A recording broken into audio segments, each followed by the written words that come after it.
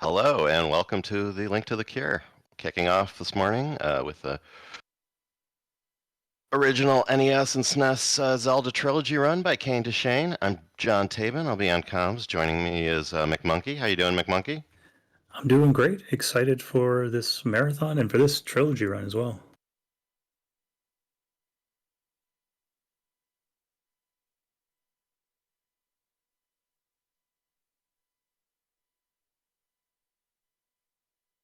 And just like that, we are off.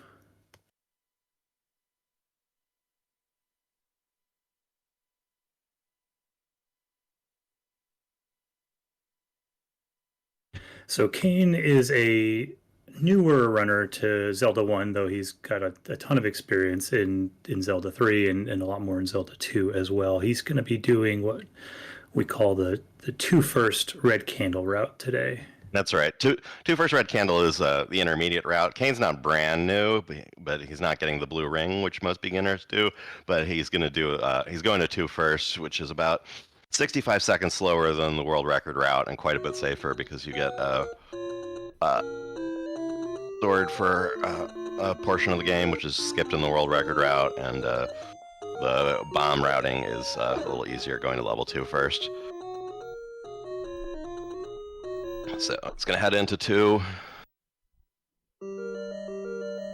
Main thing in 2 is there are a bunch of rooms to kill to get keys, which are pretty easy because they're ropes. These snakes that take one hit, but Yeah, he'll also be keeping an eye out for a little bit of money. He's got a few things to purchase along the way, and if he gets lucky enough early, he can save a little bit of time by buying the arrows and meat. Yeah, the minimum he needs to beat the game on this route is 142. 140 for shopping, 2 for arrows for Goma, and Ganon. He would probably like a few more arrows for other stuff, so wants a little bit more than that. But there's 100 secret routed in. He's gonna try and pick up 40 rupees along the way in the early game. There's also a 30 secret he can get if he really needs to, But yeah, these ropes, and as well as the Stalfos that are coming up in level 1 and the Zols in level 3 all drop a lot of rupees, so that's why he's... Yeah, and got lucky to get bombs on the first Korea room, unfortunately taking a boomerang to the face there. It's not the worst death. He will have to re-clear that rope room. Yeah, but all the rest of the rooms that he got keys in, he can just fly right through, including that Moldorm room. So he should be able to get back to that Korea room pretty quickly and with better health. Yeah, I mean the ropes do have a shutter. I suppose you can go around them, but it costs bombs.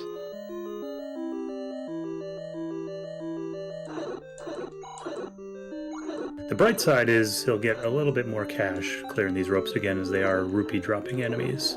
That's fair.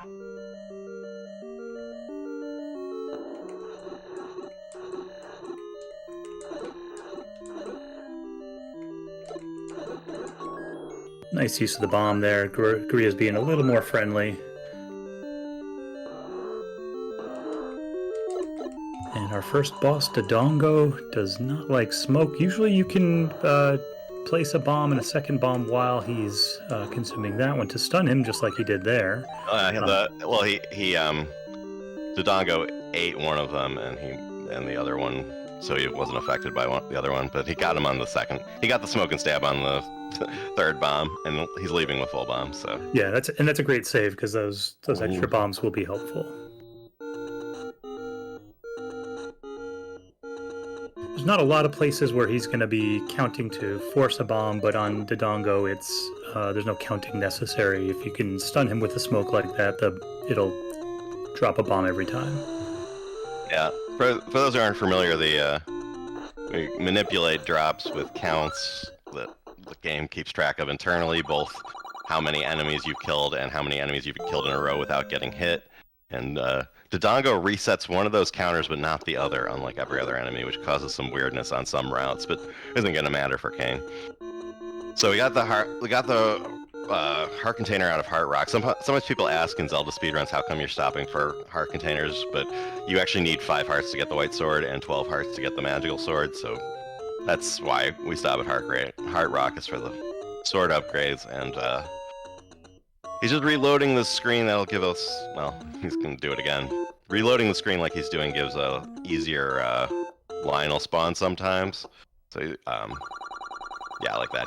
He was just trying to get that Lionel out of his way. That will affect things on some screens coming up, but not too terribly. Yeah, and in level 1 it'll change the spawns, but that blue Lionel hits pretty hard for this early in the game, so without beams you can't really stun the enemy to stop him from throwing the swords at you, so it's pretty tricky to try to get by him if he's in the way. Yeah, and beams do make a lot of difference on that screen, because you can kind of push him out of the way and iframe through him, but it's a lot more dangerous. A little too close to the screen there. There he goes.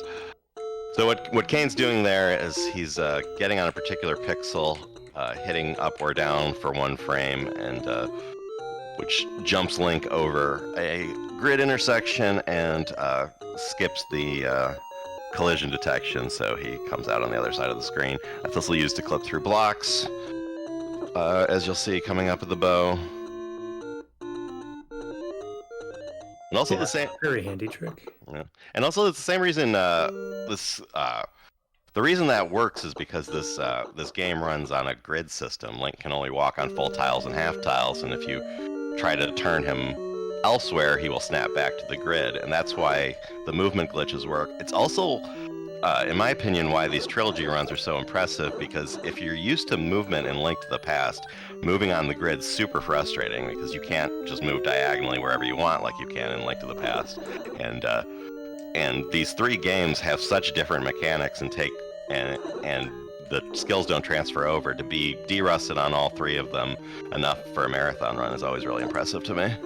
Absolutely. Yeah, having somewhat recently made the transition from Link to the Past to Z1, I can attest it is a transition, and the enemies, the strategies for clearing rooms, there's a lot more randomness to enemy movements in Zelda 1, so your whole approach to the speedrun, to the rooms, is different for Zelda 1 versus Zelda 3, and of course Zelda 2 is entirely different as well.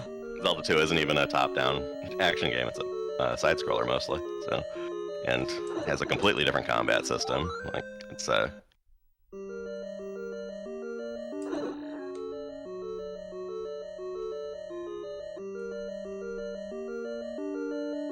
level 1, pretty easy at this point with the white sword. Don't expect to have any troubles here. Just run into the back to get the bow, and then we'll run straight to the boss.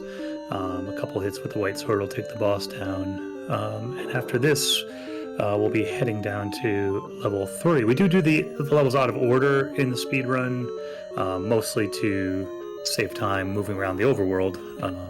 Doing them in order would take a lot more time traversing. Yeah, routing Zelda 1 is interesting because there are some choices. You can start with 1, 2, or 3. Usually, starting with 3 is the hardest. Usually those are the fastest routes. Starting with 2 is a little bit easier. This is the route you see. Starting with 1 has not many advantages in no Up+A categories. Maybe in others it might work, but there's a certain item progression you need. Like, for example, you can't beat level 6 without the bow and the ladder. You can't beat level 5 without the ladder. You can't get to 4 without the raft to get the ladder. So 3 and 4 have to be routed in somehow, and they're right next to each other in the west of Hyrule. So it's funny whenever you route this game, the routes tend to be close to each other if they're doing similar things in terms of safety, because you can go 3-4-1-2-5, 3-4-1-5-2. Those routes are very close together. And now, what he's doing now, he's heading over to level 3. This is clipping the bottom of the bottom row of the map, save some time. It's also what we do on the 3 first routes when we come from start. He seems to be pretty comfortable with his rupee count, because typically on this route you would grab a 30 secret north of start on the way to level 3. No, that's you do that. There's a version of this route where you get the 330 secrets. I assume he's getting the 100 in the northeast, so he just needs to get to 40. on farming. With the problem with the 330s route is you actually need to farm 50 rupees. It's less. It's and it's also slower if you can screen scroll well enough, which you can. Like instead of clipping the bottom screen, you'd have to stop at that 30 north of start. But I prefer getting the northeast 100, and I think that's what he's doing. He's just going to need to. There's 10 free. Well, he got his 40 rupees there. Plus, there's 10 free rupees in 4. But so a little low on bombs. Probably doesn't want to go into Manhandler with 1 bomb. So I assume he's going to kill these 3 dark nuts in the what we call first factor on the way back. That'll give him a static drop, possibly a lucky drop. But... Yeah, this is the other nice thing about 2 first is you don't have any bomb worries in level 3. There's so many rooms in level 3 that drop bombs that, even if you come in with 0, you can make it through the dungeon just fine. And walking in with walking into Manhandler with 6 hearts and white sword gives you some backup if bombs don't work as well.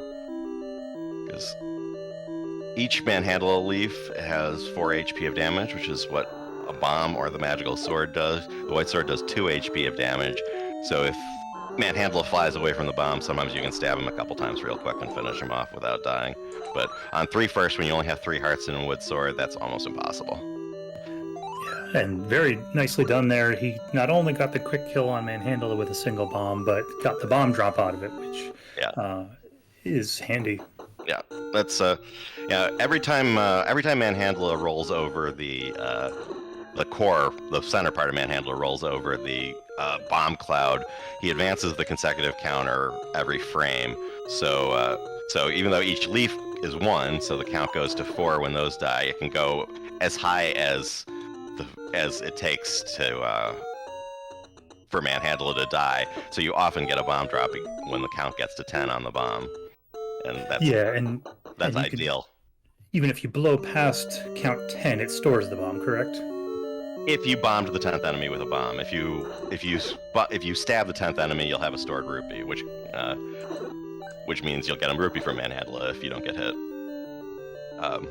So I don't know if Kain's even counting, but he got hit on the way in. I think he's at 4. Yeah, he said he counts in level 1 and level 4. Typically, he's not really looking to count anywhere else. Yeah, that's why I mentioned it, because this is one of the few places people do count on 2 first sometimes. So he might be trying for a bomb on these fires, but he was avoiding that bubble, so maybe, or I don't know if he was avoiding the bubble to avoid the boost or for counting reasons, but yeah, the fires also give you a chance at a global drop because they do drop. Although there's I'm pretty sure that bomb he just got in what we call the NSU because of the shape of I'm pretty sure the bomb in the NSU was forced.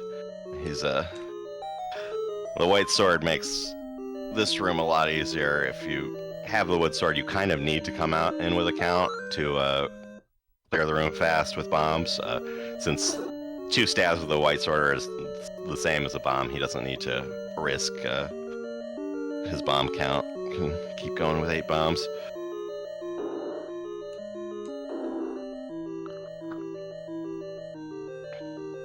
So the fight coming up is the 2-headed Gleeok. It's a very fair fight, but it takes a lot of practice. And he's doing a clip here, which is similar to the block clip and screen scroll. It cannot be buffered. Some of the clips can be. Like when you see him swinging his sword to clip across a block, that gives him a 12-frame window instead of a 1-frame window. He just missed the arrow. He did miss the key, so he'll have to pick up another key later on. Yeah, I think that key's actually optional on many routes. What'll happen is he'll get to level 9 with 1 key, and or with 2 keys, and he'll have to clear that first room. Hopefully he'll remember to do that. Because a lot of 2 first routes, there's a key at the beginning of level 9 that is skipped on a lot of 2 first routes, but.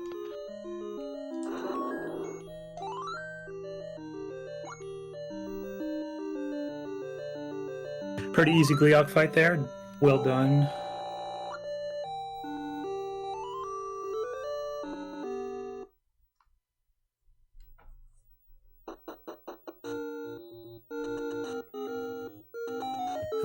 to next? Well, we have some errands to run on the way to level 5, so he's going to World Wrap, get the heart containers on the coast to get up to Magical Sword by the end of 7, so he has 12 heart containers when we are in the graveyard later on.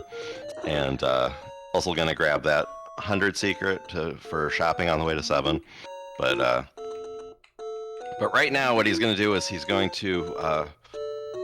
this screen scroll saves 4 screens of walking because you have to go through the Lost Woods puzzle otherwise. And this one saves quite a bit because we're going to flip from from the left side of the map all the way to the right side of the map. And wrap around here, and now we're in East Hyrule again. Yeah, and conveniently right where the heart container is, that can be picked up on the ladder spot and going up and using the raft to grab the other heart container here. Yeah, before the World Wrap was discovered, these coast hearts weren't even part of the route unless you needed a potion, because it was just it's faster to get the ones in the middle. But those have been routed completely out since the other 2 hearts that are on the map that are. I think he's going to get a potion from one of them, but they used to be part of the sword hearts. Yeah, he'll be getting a potion near to level 1 on his way to level 9. Yep. So he could have clipped into the forest there, but sticking to the coast gave him some more blue octrox, which are bomb dropping enemies, and he successfully farmed a bomb there. So he's going into 5 with 8 bombs. 2. 0. Level 5 is one of the sort of gatekeepers of runs for Zelda 1. It's a fairly big jump in execution compared to the dungeons you've done up to that point, and has a couple of rooms in particular. One where you've got to clear a bunch of blue dark nuts. It'll be a little easier with the white sword, but it's still a room that you can lose a lot of hearts really quickly without the blue ring. Casually, it's the first level you can get to, and before you can progress, like, you can't beat 4 without the raft, obviously, but you can't even get to the door of 4 without the raft. You can come into 5 and get the recorder, but not finish it because you don't have the ladder. It's also the first required bomb hole in casual. When this room he's about to be in, it locks you in, and this Gibdo has a bomb, gives you a hint that you have to bomb your way out, because you're coming from the north, that shutter shuts you in, and you have to figure out to bomb these walls. Of course, Kain already knows where he's going, so he just passes through there, leaves the Gibdo bomb behind for the way out, because he's going to 7 next. 7 takes a lot of bombs, so he's going to need to leave here with bombs, but right now he needs to kill these 6 blue dark nuts coming up. They each take 8 hit points of damage. You need to lay your bomb sort of perpendicular to them to do bomb damage. And I don't know if he has a count going. Ideally, you force a bomb here, but that's not always possible. Yeah, dark nuts are one of the enemies that, when learning the speedrun, can be a little tricky, because it sort of makes sense. They've got a shield on the front of them, so if you're facing them and they're facing you and you hit them with your sword, they'll block it. But with the bomb, the mechanic's a little different. It stores the direction you were facing when you placed the bomb, and if the dark nut happens to turn opposite that direction, it won't take any damage from the bomb either. Yeah, it's the same mechanic. It's just that the bomb remembers what direction you laid the bomb, just like the sword knows which direction you're stabbing from, which is not entirely intuitive. But yeah, it actually matters whether the dark... Like, if you just place a bomb and walk away, it matters which direction Link was facing when you placed the bomb, and whether it's going to work or not. Yeah, So go ahead. So he got through that room. He's got 2.5 hearts left.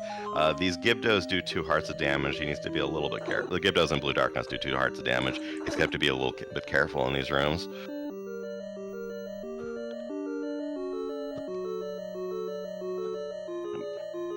In Up+A categories, you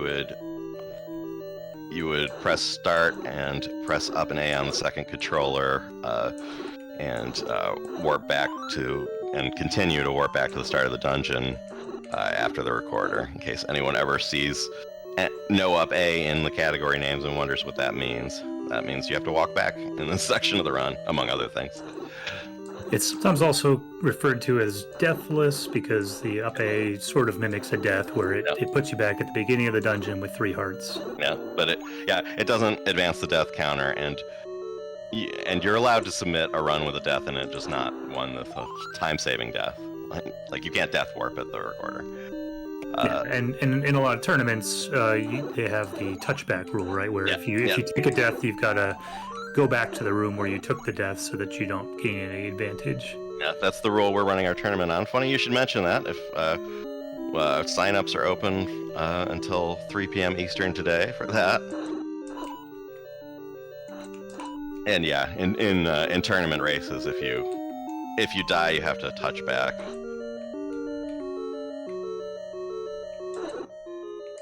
There's a way you can stab through this enemy and damage boost through and get through this room pretty clean. He didn't quite get that and didn't want to take another hit, so took it a little bit more carefully there, which I think was a good idea and got a heart out of it. Yeah, I think he got gridded on the way in the room. So what you have to do in that room is move a half tile left, walk straight up and stab, and usually you'll iframe through the dark nut. But if you can't do it straight up the middle from the door, and sometimes it'll snap you back. If you don't walk far enough, it'll snap you back to the grid. So he was probably trying to move left and ended up on the wrong half tile, and then once that's happened, the dark nut's moved a bit and you can't really do the same strat, so he had to back up and kill it.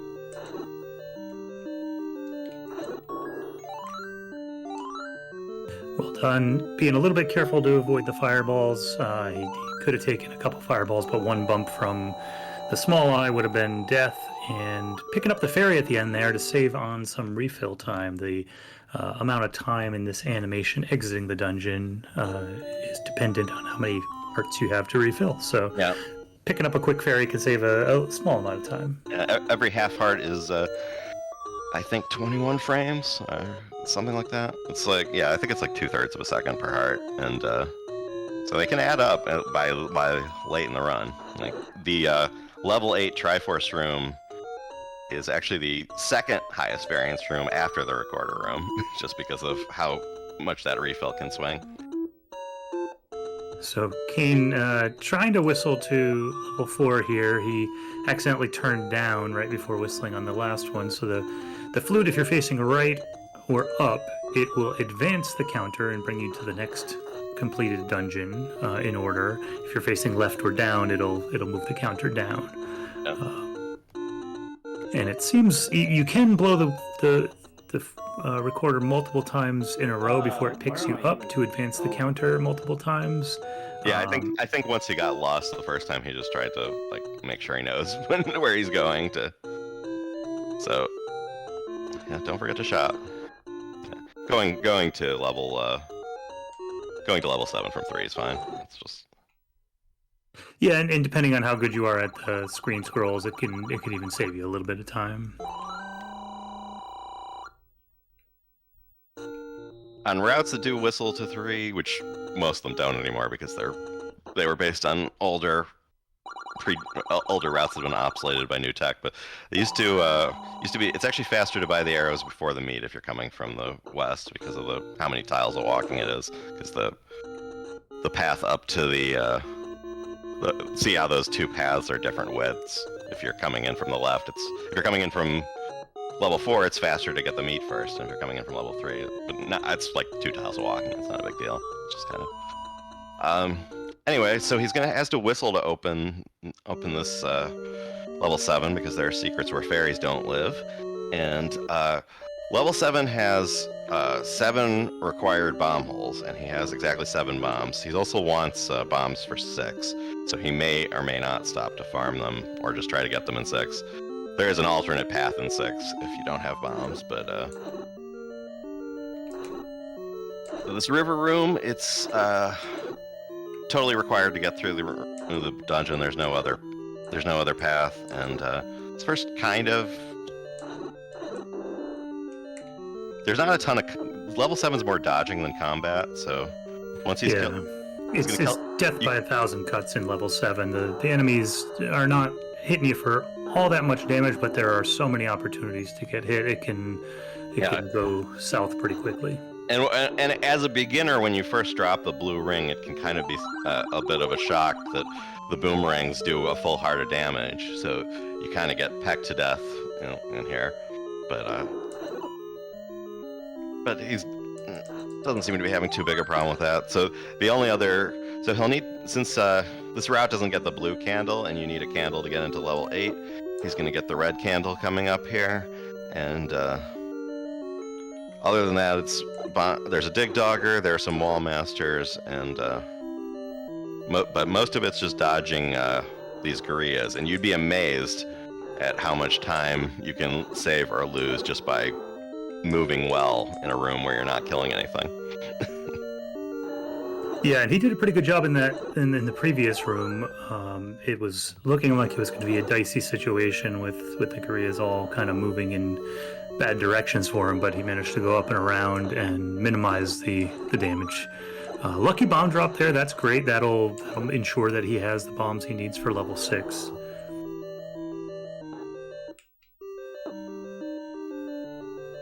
He's utilizing some quick pauses. You might have seen the screen pause there. The select pause will pause the screen. It often gives you an opportunity to take a look at where the enemies are placed, where they're moving, and choose your path through a room like that. And thankfully, Dig Dogger is a heart and fairy dropping enemy, and that is going to make the rest of this dungeon a whole lot less stressful.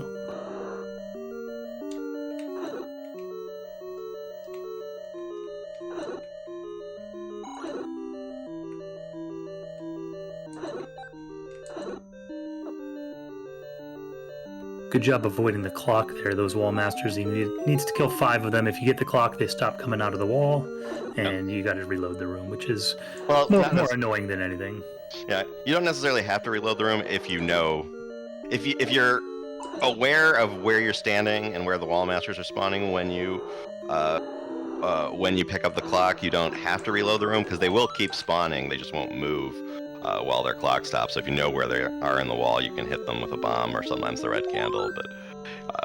But if you just like grab the clock by accident, you don't always know where they are because they spawn about. If you're touching the wall, they spawn about a tile in front of Link. So if you just like get the clock on the bottom row and stop, you can just wait for them to spawn, and there's a visual cue to it. If you're touching the wall the whole time, that third bubble will stay in its spawn bubble until you either leave the wall to give it a chance to spawn, or the wall masters are done spawning and it's the bubble's turn. So you can know for sure that they're all spawned that way. But if you just like pick up the clock by accident, yeah, you have to reload it. That's very cool. So while I was babbling, we're into the graveyard. We have 12 hearts. We're going to double our damage and go into level 6. Yeah, and what's interesting to me is from this point on, aside from potentially picking up a potion, this route is now the same as the 3 First World Record route. It's the same difficulty, same item layout, everything. Yeah, I think there's one whistle difference, but that's it. Actually, it's, I think, technically when you whistle away from level 6, all the routes are the same, unless you're doing something else weird. Yeah, that's fair. Yeah. But in terms of, the sword that we have, the ring that we have, all the items that we have, it's going to be the same. So it's no easier on the 2 First route from this point on. Yeah, unless if you are in Green Tunic Magical Sword, that's how we do it. That's how the top runners do it in any percent.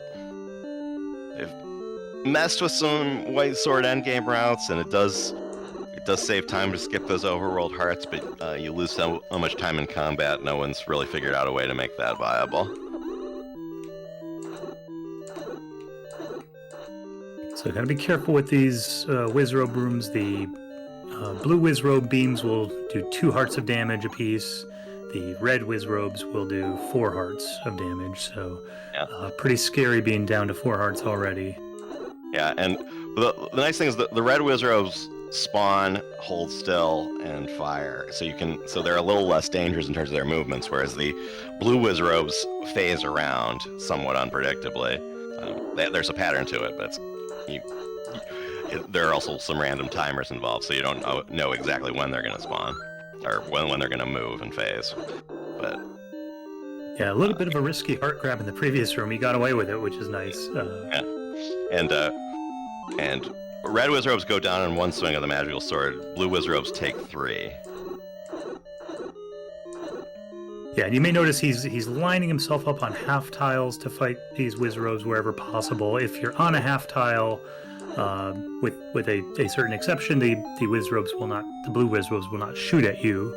So it's a much safer way to. Yeah, if you're a half tile above them, they will. If you're a half tile below them, they won't. I think of it as don't look them in the eyes, because the top half you you don't want Link's sprite to be aligned with the top half of the Wizrobe sprite, or it'll shoot at you. And there's a similar mechanic vertically, but I forget exactly which direction it is, so I'm not going to quote it. So I'm not going to say. So Goma is a puzzle boss. It's just you have to figure out that you need an arrow. And so speedrunners, we already know that. So it takes a second, and we're out of here. Yeah, the good news for Goma is you got to wait till the eye opens. It is always open when you first walk in the room. So if you can just read which direction he's moving, shoot an arrow right away, it's the easiest fight in the game. Yeah, if you can menu to arrows, or if you're already on arrows, select pause when you enter that room, and it's almost completely free. Because either he's coming straight down, you fire, or he's going left or right, and you have the buffer to tell what to do. There are some slightly faster strats, like charging him and stuff. But it's funny when you get at a certain point, you start worrying about saving time on the easy bosses like Aquamentus and Goma, but not for a while.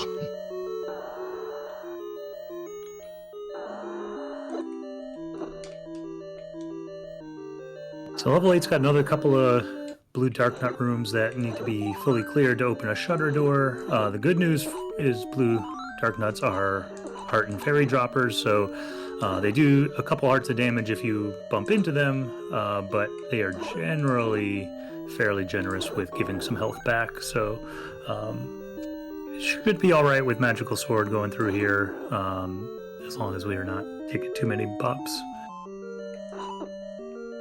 Fireballs do add an extra layer of difficulty. The fireballs only do half a heart of damage, but more often the problem with the fireballs is that they can knock you out of position, and it's very easy to get comboed by a fireball and then take a hit from a blue dark nut and end up 2.5 hearts down instead of just a half a heart. Standing in the middle of the two fireball spawners, however, prevents them from spawning any fireballs. So you'll notice he's staying towards the middle of the room, which avoids the whole problem of fireballs. Yeah, specifically that. You'll notice when he was hugging the statues, like in those two tiles, like if you're get a certain distance away from them, the fireballs can spawn, but you can hug them to manipulate them like that. And so after the spiral pulse voice, we got a Gliak, which looks kind of intimidating because it has 4 heads, but we have a stronger sword now, so it's not so bad.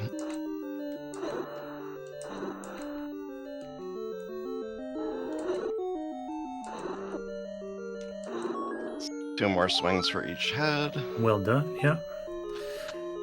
And we're out here. Alright, so after this, we're going to whistle to level 1, which is the closest one to level 9. He's going to take a slight detour to go pick up a potion, a couple screens south of level 1, and then he'll head up to Death Mountain.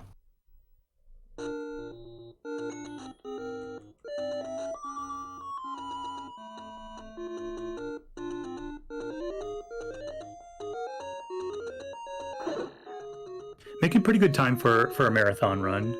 Yeah.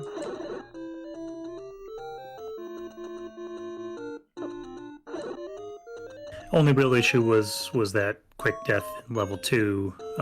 It didn't really cost all that much time. Yeah, maybe a minute or 2 at most. So yeah, let's grab the potion and not the heart here. Yeah. So sometimes, because the run contains a few of those take any caves where you get heart containers, people sometimes going for the safety potion, they forget which one to get. I have done that and been very confused in level 9 when I needed my potion. While he's walking to level 9, just he wanted to give a quick shout out to Fricker22. You know, Kain started out as a Link to the Past speedrunner, and Fricker was the one who got him into running Zelda 1 and Zelda 2. So, you know, he wouldn't even be capable of running the trilogy if it weren't for Fricker's help in learning the games and encouraging him. So, thanks to Fricker.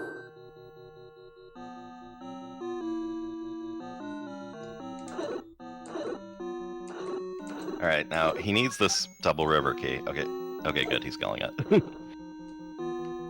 Some 2 first routes skip this key, but since he missed the error key, he needs it. By error key, I mean the key in level 4, which error 72 added to the route. That's why it's called that.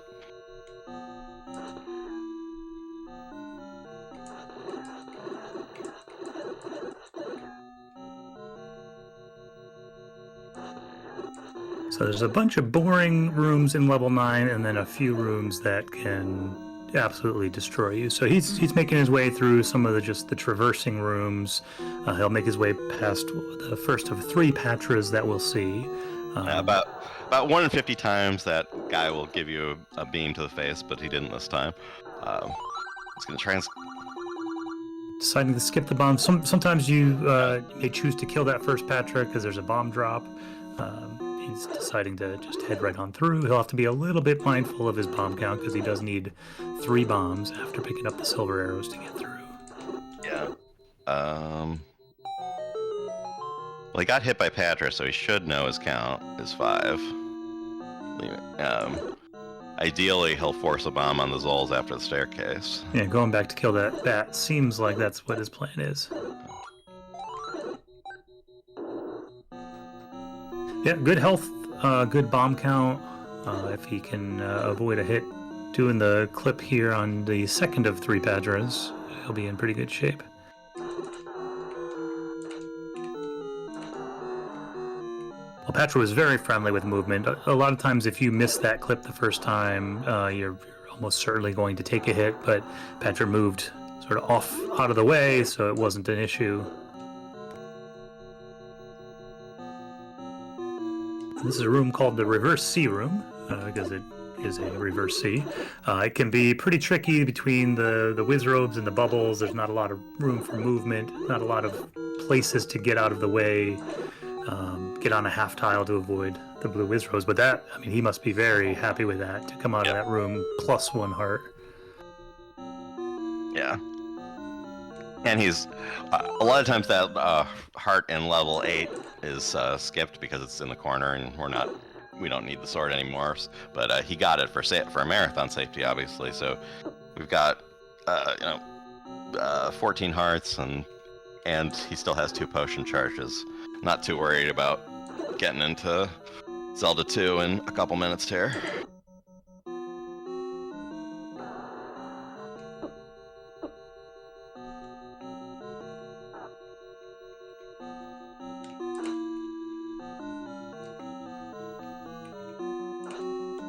Yeah, these likes, this room in particular is fairly annoying. They get in the way and they'll suck you in if you get hit by them, and with that many all on top of each other, it's pretty common to get sucked in by one, and then as soon as you get free, you get sucked in by another one. And they do a heart of damage each, so that can be problematic. Yeah, that block clip he did in the like diagonal is a little safer. It only costs like a second or 2, so. Might want a potion. Yeah, you got 2 of them, so there's no harm in taking it now.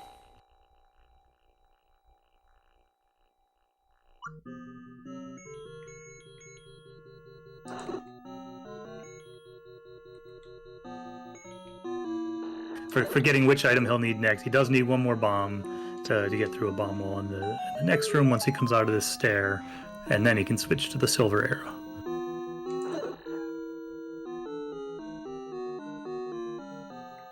One more Patra to get through. This room is just a traversal, just avoid some of the Wizrobe beams. And 1 more block clip and a stair transition. And then we'll be at the last Patra.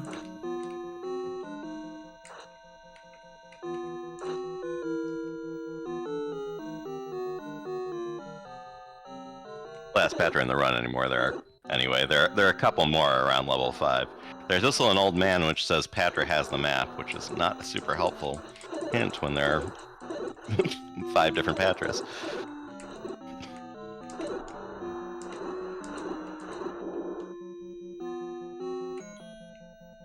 All right, now we head into Ganon. Ganon will take 4 hits with the magical sword before he is stunned and ready for a silver arrow, but he will be invisible. There is a pattern to his movement and a way to stun lock him, although if you miss the hit, he can get away, but nice recovery. Got him stun locked in the corner. Ganon's down. We're getting our Triforce, saving the princess.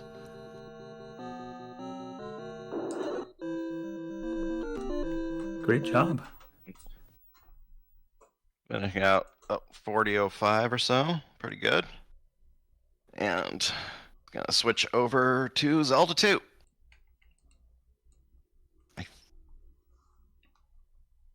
And I believe with that, we're going to be having another set of commentators hop in and tag out.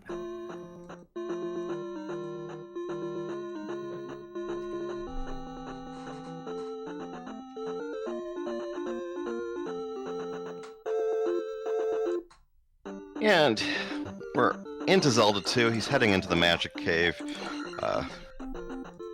If he gets lucky, he will get a 10-point P-bag here.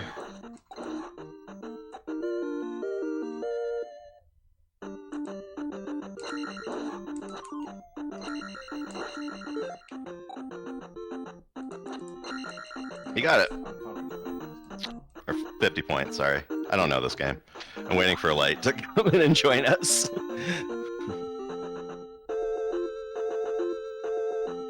Yo. Hey, Lightning. Yeah, I was watching, and then he's speedrunning, swapping games and everything. You forgot that you had to be on commentary for this game? No, I just didn't expect... Sorry, well, I'm also... Yeah, no, he's doing them back-to-back. So, we're headed to Parappa Palace, and I'm going to tag out here, because I don't know this game that well. So, good luck to you. Yeah, thanks for the comms. Yeah, thanks a lot, Lightning. I will watch and listen with interest to learn a little bit about Zelda 2. Nice. Yeah, this category is like the most played one, so generally this is where people are going to start their speedrunning career in Zelda 2. This is a great one to learn off of. This screen right here can be skipped, but it's kind of like a little bit of RNG to skip it, especially if you're getting the shield spell first, because you're going to get here on like a late frame during the game's global timer, meaning like it's going to be harder to get an encounter that you want, to skip over fixed encounters. So basically this fixed encounter is always here on this tile. So if you go and take a like a large or a small enemy and you drag it down with you and take it immediately as you enter the square that this fixed encounter is on, it'll skip it. And you'll see Kain went into the corner there and waited for the encounter to happen. That's a time-based encounter. And up here in Parappa Desert in North Palace area, you pretty much only get one type of spawn random encounters where they're timed. So none of them are step-based or anything like that. The rest of the game has a step-based counter as well, so you'll see like double the amount of encounters in other areas of the game. But yeah, King got the 50-point P-bag. There's 50-point P-bags and 200-point bags that drop off of enemies here. And he got the 50-point in the first cave, so he's set up for a 50% chance of getting attack 4 out of Palace 1. And that 50% chance is pretty much just trying to get one of the large drops in here to drop a 200 bag. The other drop can be a red jar, which would obviously not give us anything. We only have shield spell, so...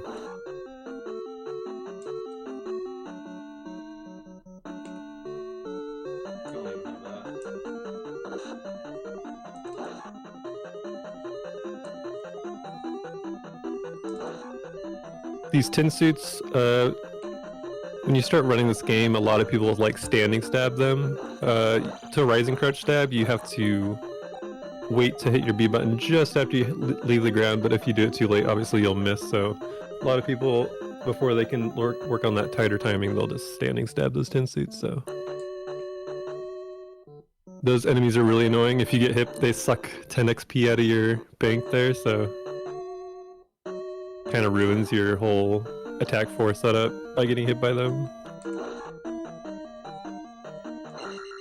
Grab that key on the way in. It's way more annoying to get on the way out.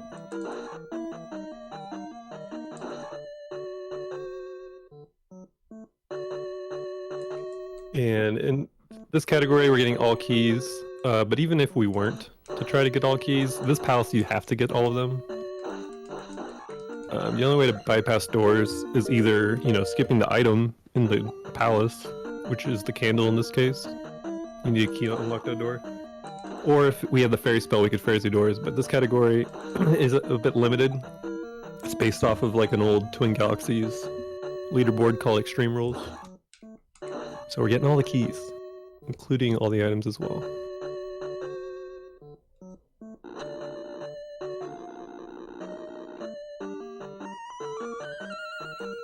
And this fairy's pretty good. You get an emergency fairy in this level. It's good to take it now because coming up there's a lava room that has two bots on either side of it, and it's pretty RNG heavy. How they move.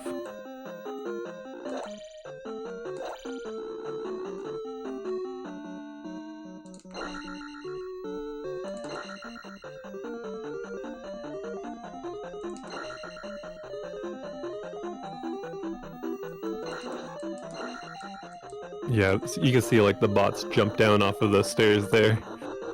And if you're lucky, they just don't move. But if you're unlucky, they jump down at you. Luckily, Kain threw an early sword and it caught it. This Guma here is pretty fun to kill. You have to jump and catch it in the air.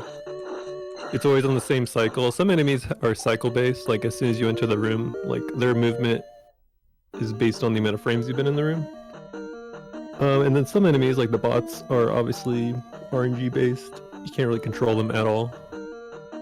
So you'll see, like, Kain will do certain enemy kills that look pretty, like he's aware of what they're gonna do. And then, of course, you're gonna run into several enemies where you're kind of just reacting.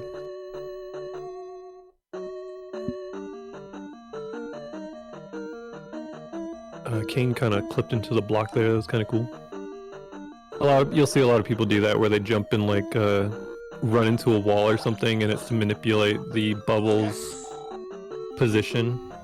It like bounced away and got caught up in the blocks and stuff because he wasted a little time on that screen.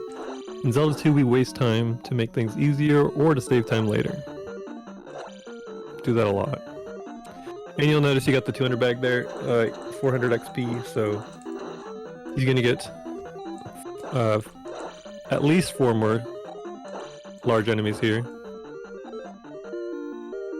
Get the attack 3 before going into this room. You can skip this Guma coming up if you want. It'll push the drop into Death Mountain. But it's a little tight timing to skip this guy here, so just kill him. This will be a drop, but we don't need it here on this orange IK. Yeah, just ignore it. But if he didn't get the bag earlier, then that would have been his second attempt at getting the bag. So our 50-50 of getting attacked 4 out of the palace.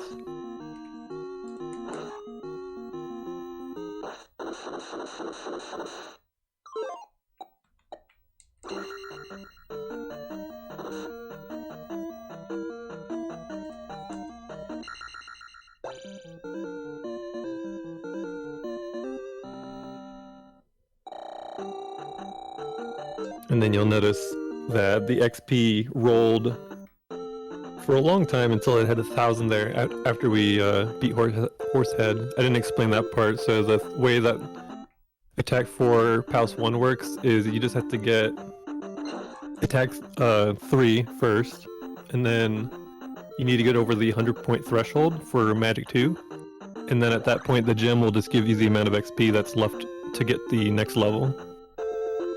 Which in our case is attack 4, so we just like speedran getting attack only so that we would have low thresholds. And it just so happens to work out that we can get a huge attack level out of P1. Huge bonus, like most people casually are not going to have attack 4 at this point.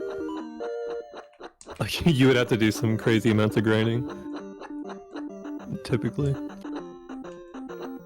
That spat's in an awkward spot. Yeah. That's what happens when the bat's in a weird spot. I'm not sure why it was there. I think Kain might have not killed it on the way in. And if not, then that's just really unlucky.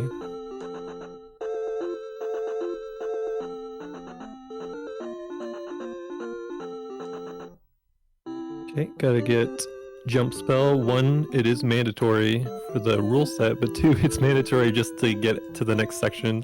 The next cave coming up is called Jump Cave. And yeah, they kind of lock you. The way the game kind of locks progression here is they make the caves dark, so like you don't really want to explore caves too much. They want to push you into P1 to get the candle. And then they also just straight up block you out by not giving you the jump spell, which is it's required to go get the trophy from a dark cave to get the jump spell in the first place, so. Game does a pretty good progression block there to make sure you get your candle and jump spell. They're pretty defensive items, to be honest. Good starting items for a game.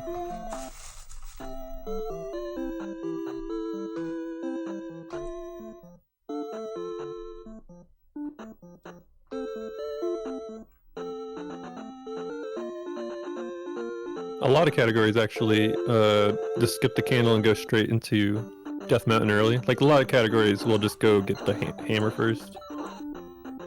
And in which case you have to come through this cave with like attack 1 and no lights on, so... You can imagine like a Gorilla like that is pretty difficult to deal with in the dark. That's another reason why this category is great to pick up if it's one of your first, because, you know, you light up the caves. Whereas 90% of the other categories don't.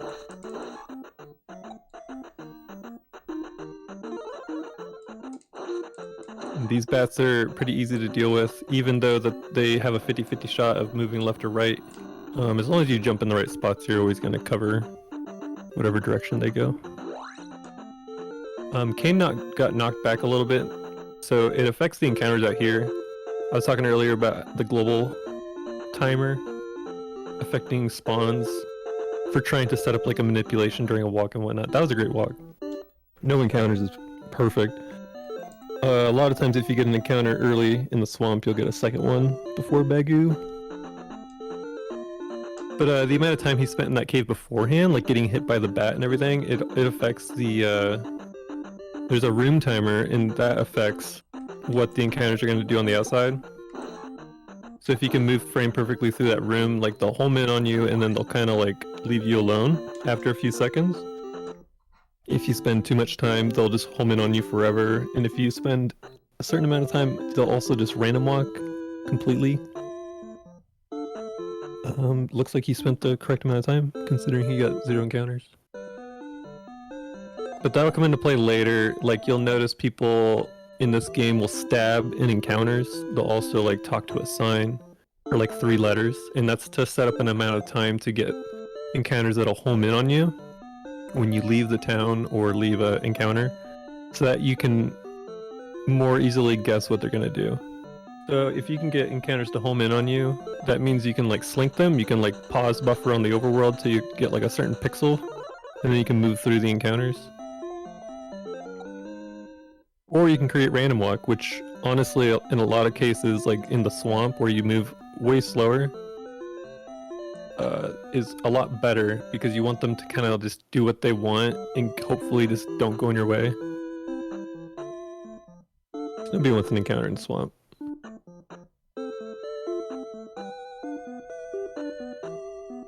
And now we have the light spell.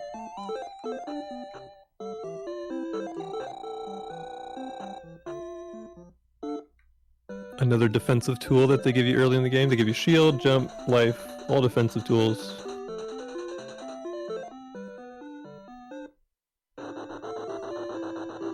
And I guess the most important defensive tool we have is attack 4. That means everything's gonna die pretty fast in Death Mountain. If you had attack 3, you would be hitting all the large enemies twice extra. And if you've ever played this game, you know that some of these enemies, you want them to die as soon as possible, because There are blue Gurias and there's red Dairas, and they both have a bit of RNG to their projectile patterns. Yeah, and we're going to be able to take... a lot of people take a 4-2-3 in Death Mountain. I think optimally 4-2-2 is what people roll with, but... You know, if you get that life 3 early, you know, you get your... You can take a little more damage. You can also heal back anything you've lost and get your beams back, so... The goal here is to get attack 5, and then get into P2, and then get over the thresholds of magic and life, and get another attack level out of P2. Which would be attack 6. So as long as we're not taking way too many magic and life levels here, we'll be fine. Getting the attack 5. There are a lot of enemies in Death Mountain. There's a ton in P2. There's so much XP from here till then, so... In this category, you're not allowed to, you know, Up+A on the second controller, so... You're taking a lot of the XP with you. If you were to Up+A, you would absolutely lose all your XP. And you wouldn't really be able to get your attack 6 out of P2 in that case.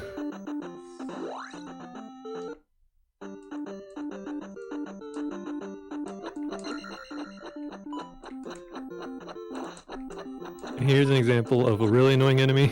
That enemy placement is particularly annoying because of its activation range close to the door, and also there's a bat right above it. It just kind of makes a weird combo.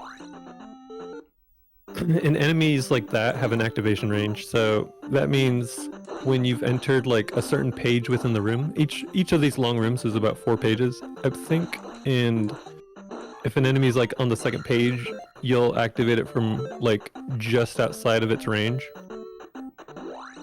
And so because that enemy's so close to the entrance there, it just kind of activates early. So you can do things like neutral jump as soon as you enter that cave, where you let off the forward direction when you jump, and it'll pull the enemy forward towards you. And you can get it away from the bat a bit.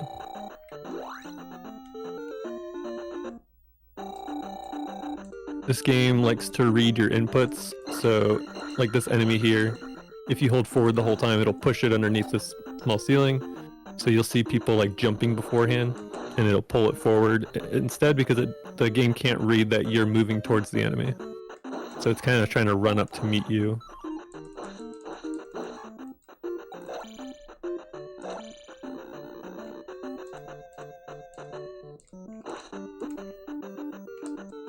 Yeah, and so whenever you get hit by one of these axes, you kind of just wait them out. You wait for it to like hold its axe behind its head ready to throw it, and then you start jumping and crouch timing it again to get into a pattern there.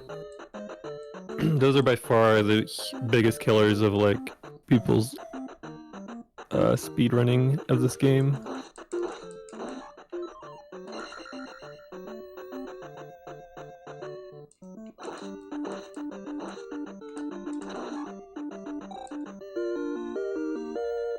And that's our hammer. We don't have attack 5 yet, but that's because we took life 3.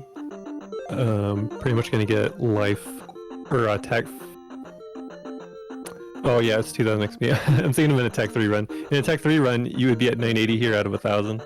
So actually we need 1020 more XP, and then the amount that's the threshold to get over Magic and Life 3, which is an additional 200. So at this point we need 1220 XP. Lots of stuff to kill in between here and P2, so...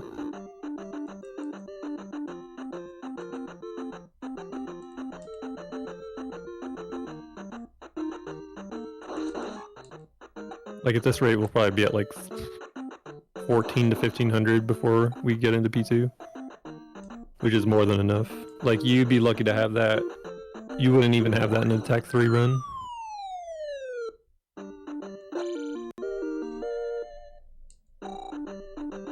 Spectacle Rock, shoutouts to Zelda 1.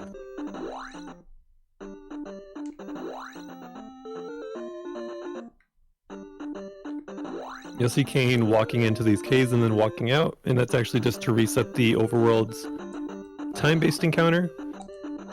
This area also has the step-based encounter, so if you were to walk all the way from the first cave where he just got that magic container to this Octorok cave, you would see 2 encounters. You would see the time-based one and the step-based one. which are kind of hard to dodge in that little area, especially the fact that you're already kind of like on the horizontal line you want to be on. You'd have to go kind of out of your way to try to dodge them.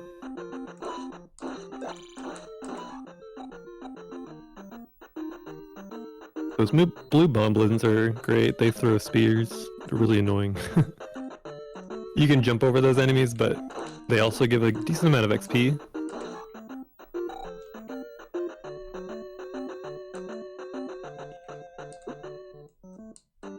And yeah, we have 4 large enemies coming up, so before we even get into P2, we're gonna have like 1,500, like I was saying. One of them will be a drop, the Gorilla in the Heart Container Cave. Hopefully is actually a red jar, because we have so much XP at this point, it's like not a huge deal if we don't get a P back there, but if you get a red jar there, it kind of just refills your magic, and you can ferry the heart container there. It's a little time save. And Kain got the 1-up near the grave. It's a great 1-up to get, because it still sets up the same walk here, which is you either take the encounter near the boulder, or you take it on that tile, which is called Cat's Tile. It was a little trick discovered by cats on your head. And by taking that encounter right there, it sets up the time and the step-based encounter to happen right off the road in the grass. So you can easily dodge up and over it. And then you just run through the swamp with nothing following you.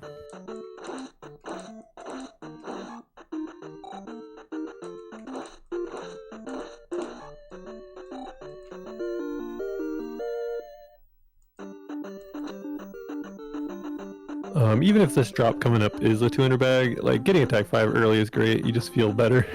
You can kill things a little faster, which is always good. But there's a lot of enemies in P2 that are not really passable, and so you have to kill them anyways.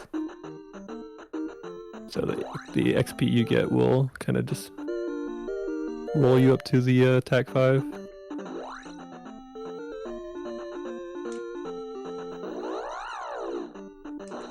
A little bit of a RNG moment where you are stepping out of a swamp and there's encounters coming at you. They're kind of hard to dodge. The only real consistent way to get around them is by trying to slink them out of the swamp. And the way that slinking works in this game is you just let the encounters home in on you. You kind of like pause and look for a certain pixel that they're on, like a half tile, just like 1.5 tiles away from you or so. And you just like hold down. And when you run towards them, they kind of just get out of your way. There's like a couple pixels that works on.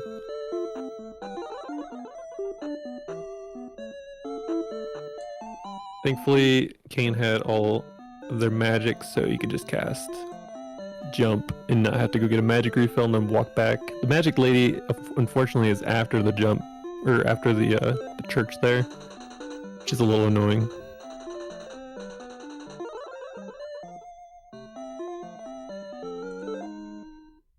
You know, sometimes that happens. You gotta cast life or something for survivability.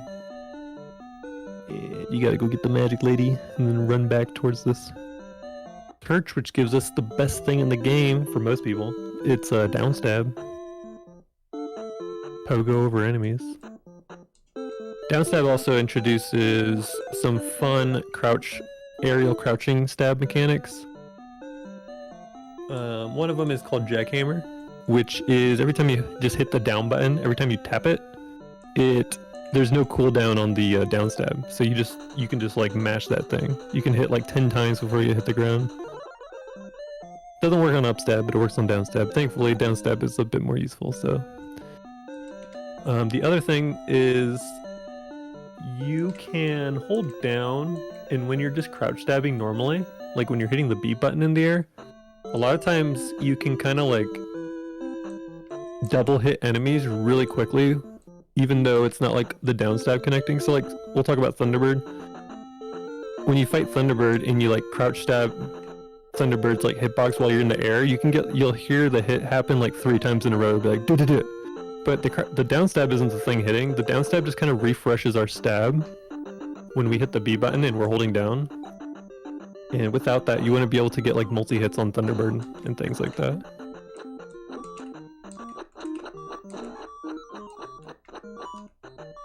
Yeah, that Guria kind of ruins your day. Thankfully, you get a heart container right here, so that's why you'll notice a lot of people don't heal out of Fairy Town there, because you're gonna get the heart container here. And if that was a red jar, Kain could have grabbed the red jar and then cast Fairy on the heart container, which would skip that hoist animation. Depending on how long it takes you to grab the red jar, you can save up to like 2.5 seconds doing that. Okay, this is a specific walk. You go down into the grass and up over the swamp. You just want to dodge up and over enemies in this area.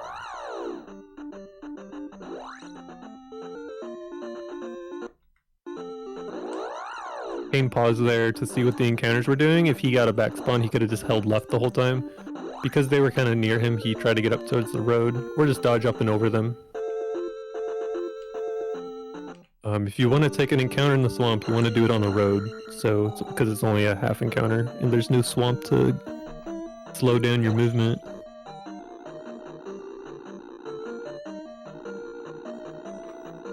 That was a pretty good walk. One full encounter in the swamp, and then one half encounter on the road is pretty average. And to be honest, in Zelda 2, you want at least average. Like, I don't think anyone's ever too peeved about an average walk.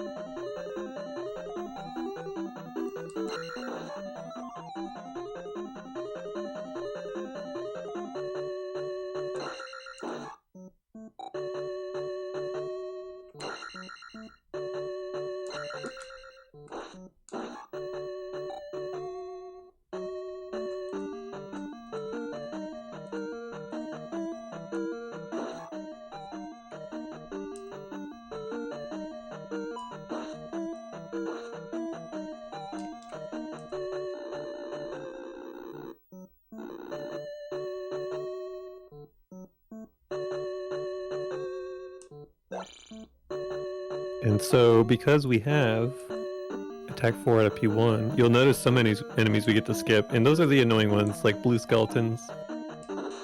With downstab, you can just bounce over any enemy's head that decides to sit still enough, at least. Some iron knuckles, you know, they'll move around with you, but they don't move fast enough that you can't downstab over them. The only time you can't downstab over an iron knuckle is if they're like under a low ceiling. There are some cases where that's not the case, but if it is the case, it's extremely tight timing. But you'll notice Kain kills these. These are pretty easy to kill. The blue skeletons are really annoying because they jump randomly. But iron knuckles are pretty consistent with their movement.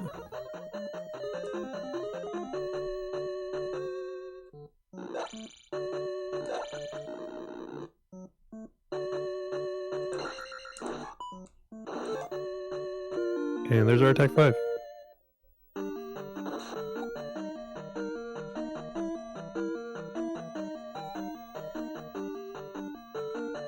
There's also just an additional free 50 XP here, so...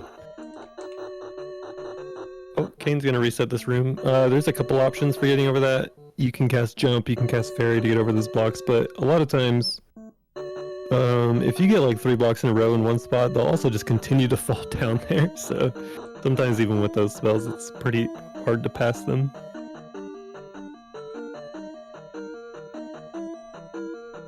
There's also a red jar in this room, if anyone didn't know that. It's up in the statue on the top, but you do need to cast Jump to get it. And we don't have enough magic for Fairy, so we just hoist the glove up. You'll notice it's not like that long of a time to hoist it, so not a big deal to not have Fairy here. And there's your red jar, woo! Yeah, I promise it was there. Yep, and we're already over, we're already got our 200 XP threshold. The other 200 XP is going to come from Helmet Head, but at some point Kain's going to get a bit more XP than this, so we're going to be a bit over the threshold, thankfully.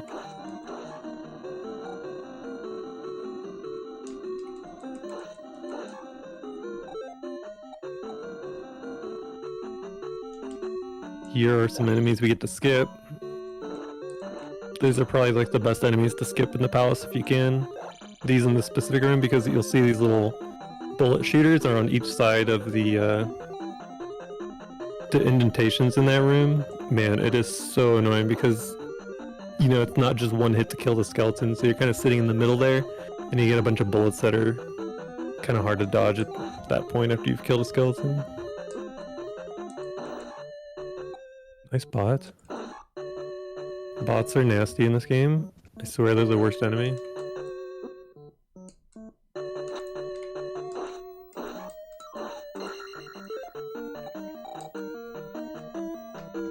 Alright, and we skipped the last levels. You know, a lot of times, I think people, most killed runs are just because you take the wrong XP. So a lot of times people accidentally just hit like Magic 3 or something and then totally screw themselves out of getting their proper attack level out of the palace. I think that happens pretty frequently on attack 3 runs because people are just getting levels in places they're not used to in like PB attempts.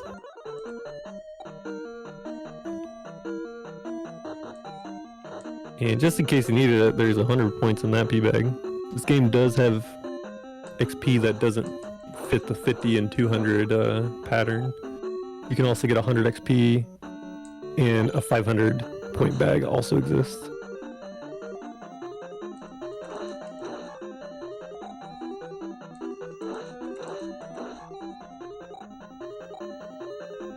How much XP? So here's Helmet Head. We have attack 5, so we kind of shred this thing. You gotta knock 2 helmets off before you can expose his head, which allows you to downstab and bounce over his head once his helmets are gone. You do have to wait to get the second helmet off. He has to like grow the helmet before it can be knocked off again, so you can't just knock them both off immediately.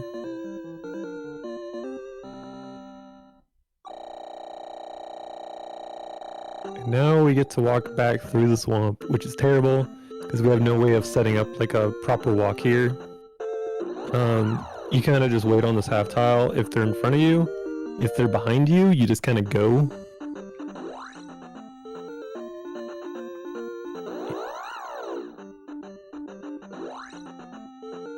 So you're pretty much just looking for back spawns like this. You just hold right. Whenever you see a back spawn, just go.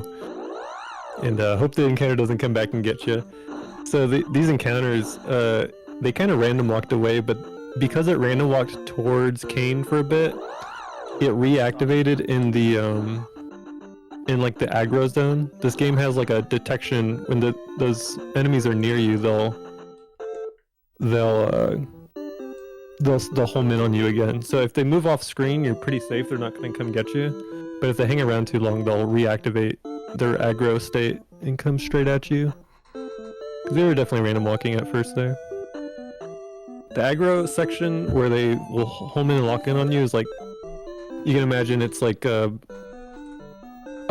square around Link, and it's probably like 5 to 6 tiles left and right. Same north and south, and then there's squares in the diagonals that are uncovered. So if they're just in those like cardinal flanked positions, like they'll home in on you again.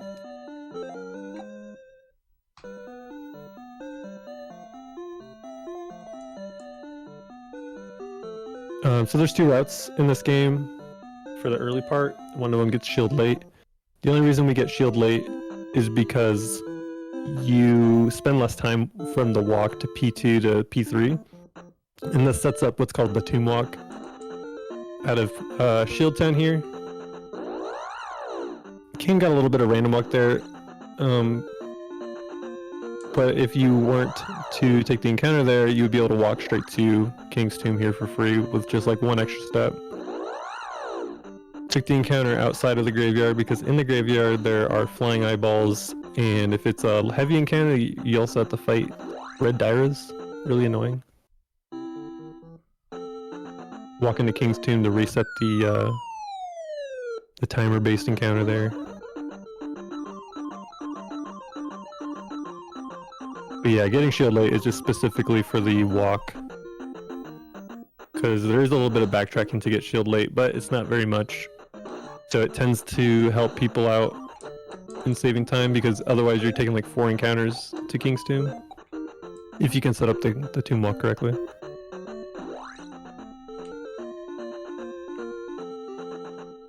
Easy back spawn, don't have to worry. You stand in that spot just till the time-based encounter happens, and then yeah, you just dodge it. Dodging that encounter is based on the amount of time you spent in the cave right before it, in that last room of the cave. If you can get through it without stopping, they kind of just home in on you, and then they random walk away, which is exactly what we want. Oh, Kain almost got on top of those blocks, that would've been cool. The only downside to have taken life 3 already is a lot of times, if you were to save Magic 2 and Life 2 till here, a lot of times you get hit in that first room by that blue skeleton or whatever. So you'd be able to take Life 3 and refill your health at this point. So you'd be full health after that blue skeleton.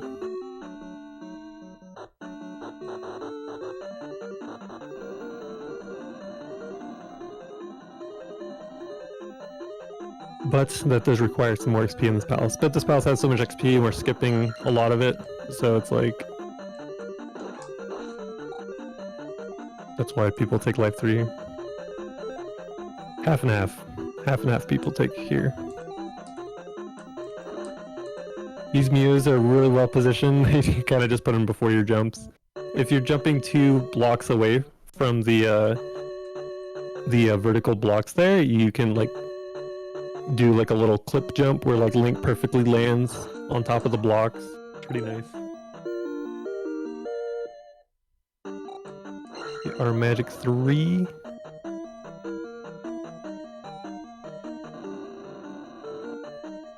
And those are the only levels we're taking in the palace.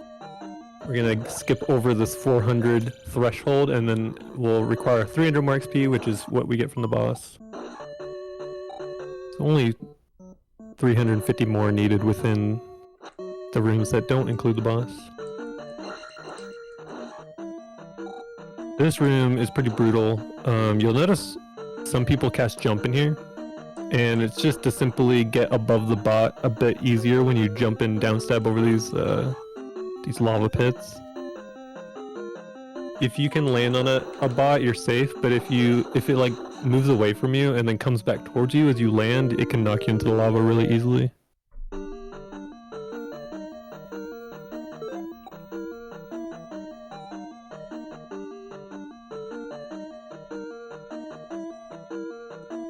And because this is all keys, we don't even need our magic.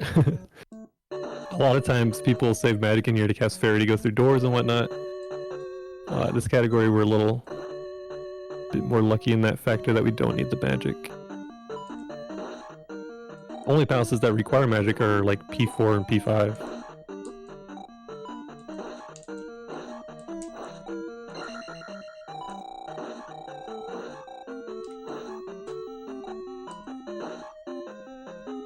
But Kain got the Never Jar.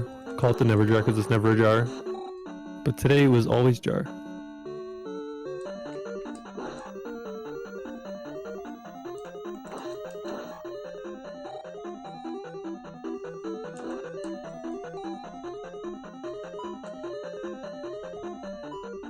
This room's pretty cool. I think people call it like the Minecraft room or something. Because you're digging... You're not getting any resources, unfortunately, but... You dig in this room to create a little staircase to get yourself out after you get that key.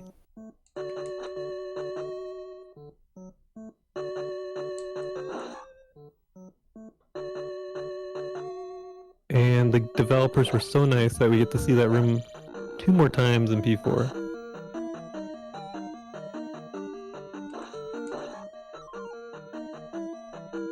There's our drop. If we wanted to set up a drop in P5, we could start counting our drops now. It's always something I do. So I'll keep a track of those. The reason why you'd want to set up a drop in P5 is because at the very beginning of that palace, you have to cast magic, either jump or fairy, to get up this ledge. And regardless of what you cast, it's really nice to have a red jar refill immediately after.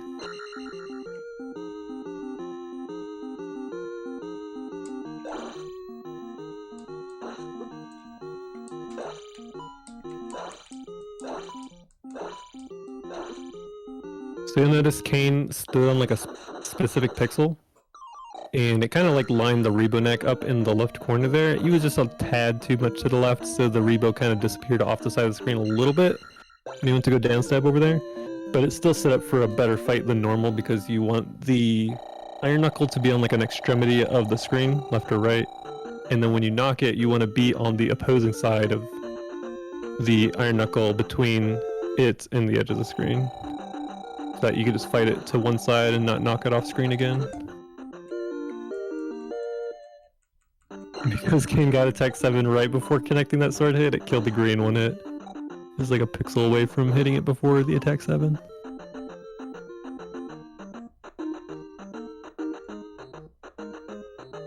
So our drop is at 2. The Guria and the Red IK both count. Some enemies do not count for a large drop, and that would be the Doom Knocker. The blue enemy that kind of like moves side to side, jumps, throws like a metal boomerang looking object.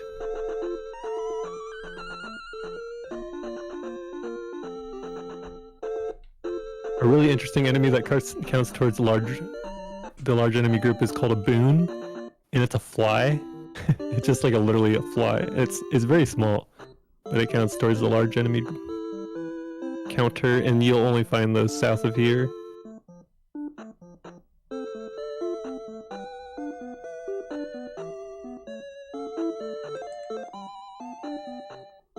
So we get the fire spell. This fire spell can be used in 2 different places.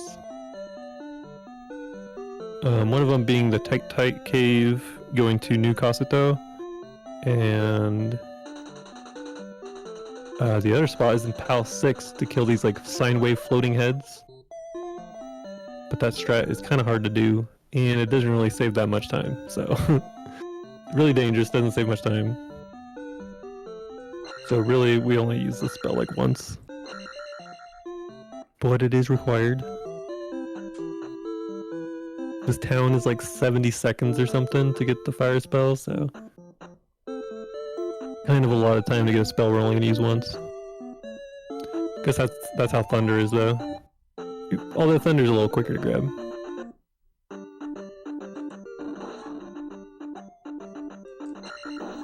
And I have seen someone use Thunder in Valley Death. That was really funny. Thunder pretty much kills anything in one hit, depending on your attack level. If you're attack 8, it will.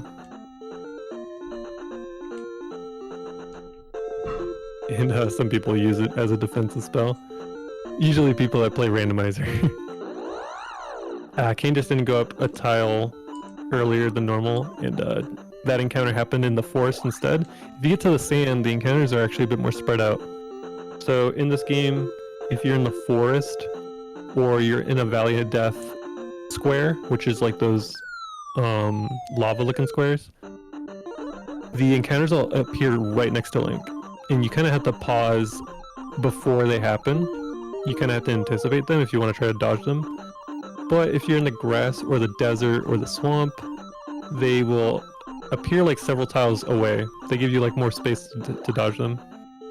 They also spawn really close in the graveyard, which is why a lot of times people like take a couple extra steps in the desert or something before grave to get them to happen a bit more away from them. Here we're setting up a walk. You grab the 1-up, you wait for these encounters to spawn. Sometimes you get fairies which create random walk. If those fairies didn't spawn, there would have been 0 random walk. They would have homed in on us. and it would have been easier for us to dodge them because we can kind of manipulate how they work. Thankfully, we only got 2 fairy encounters, because that could have been way worse. You know, you could take a full encounter and whatnot. Here is an example of a fixed encounter skip. And Kain's doing some stabs so that they home in on you. The stabs need to be like a little bit spread out, so like when you're stabbing, you can't just like sit there and like crouch stab a bunch.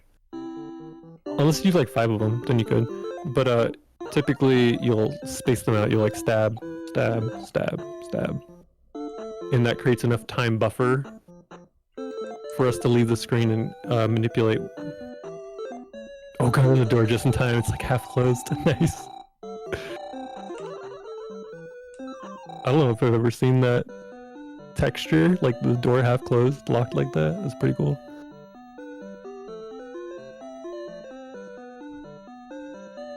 Kain casted Fairy while holding down, and that creates a fairy that has like has the down input permanently, and so you can go down that chimney there.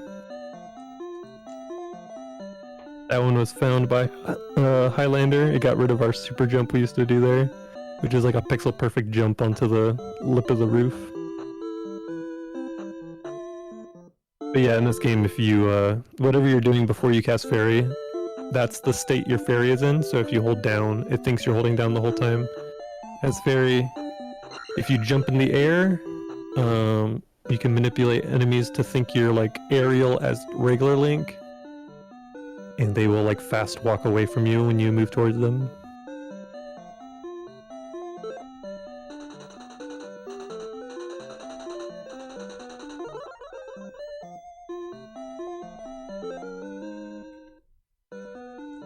And so yeah, so to manipulate the encounters coming out of this town, we're going to talk to the sign.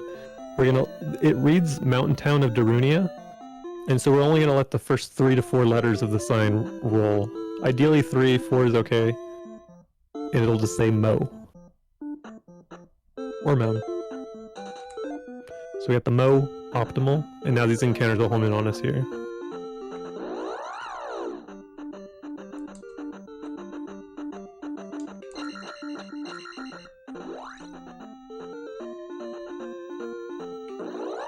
Nice.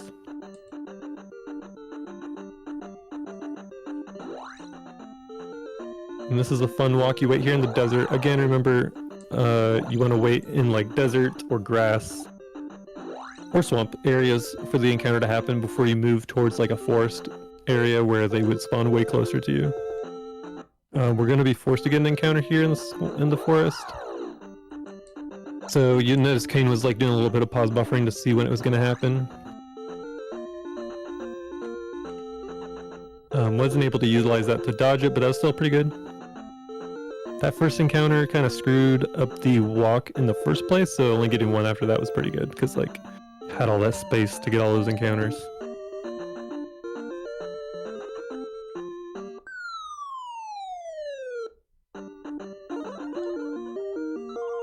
Cast Fairy to grab the item so we can skip the hoist animation.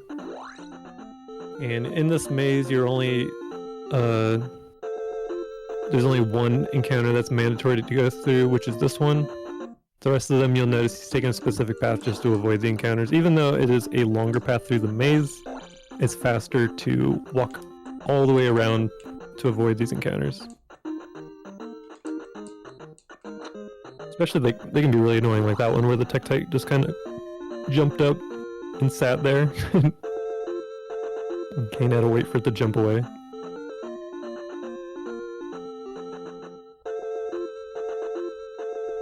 But yeah, if you were to take a more direct route there, it would be like 3 additional encounters. It's really slow.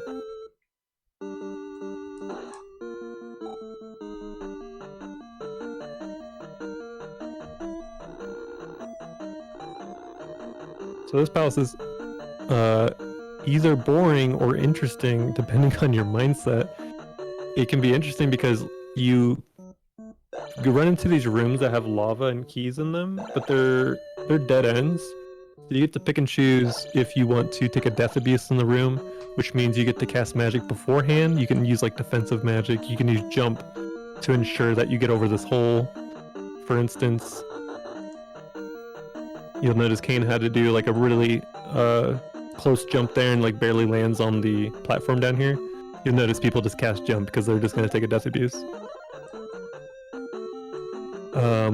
You know, in like race or marathon formats, people won't necessarily take every single death abuse, but if you save up enough lives, you'll have so many lives at this point that it's not like a huge deal to take at least 1 or 2 death abuses in this palace. Jump is only required in one room to get a key. Otherwise, you're just using jump to ensure that rooms are easier, like in that lava room he was just in. Jump is pretty good in like every single one of them.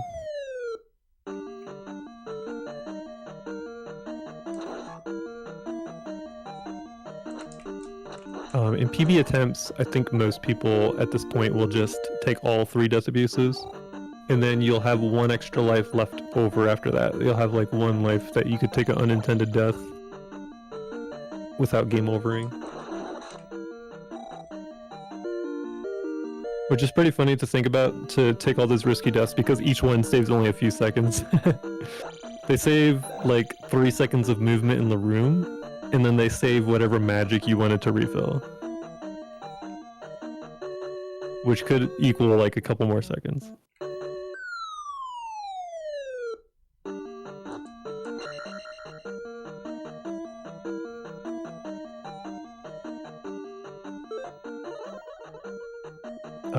That first room that we cast a jump in was probably the easiest one. It only had a Doom Knocker in it. This one's a little harder. There's the red skeleton in the bubble as well. The last one is definitely the most difficult because it has these floating the floating sine wave enemies, everyone's favorite enemies in a lava room. And without jump spell, there's some really dangerous spots.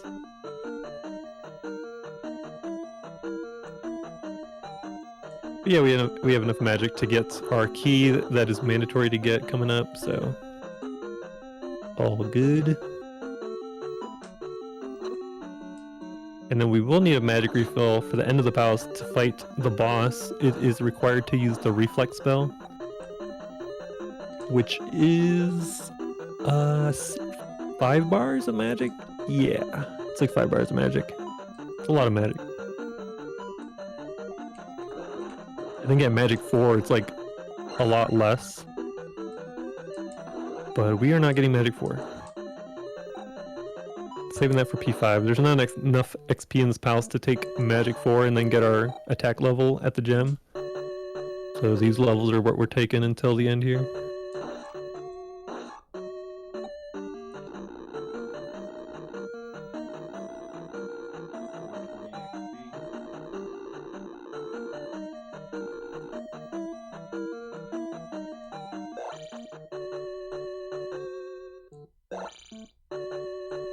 Those blue skeletons are pretty annoying. You have to kill them in any % deathless. It's like the only category you have to get their XP. Thankfully, every other category we can just skip them.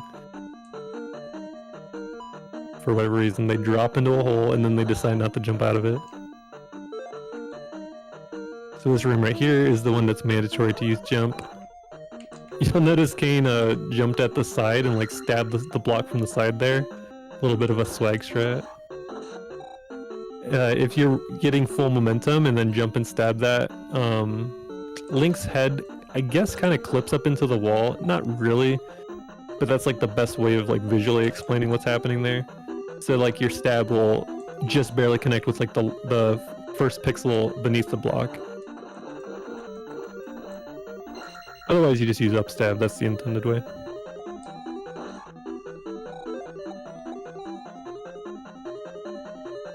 And that was our last Minecraft room that we'll see. Always fun to dig down there, create a staircase.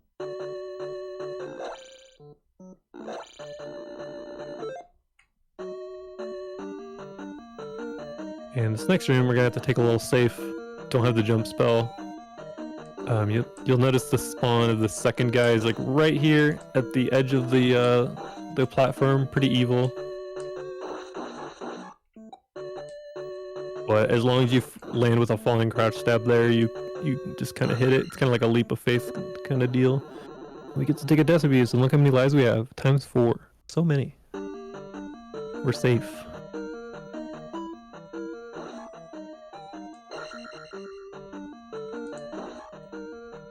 This means we have room for 3 unintended deaths. Although that would be kind of brutal, we definitely don't want that.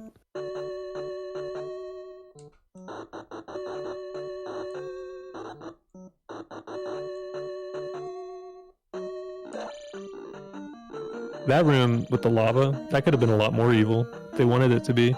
They only put 2 little spiky mews in there and they move really slow. It's like the only lava room that's nice.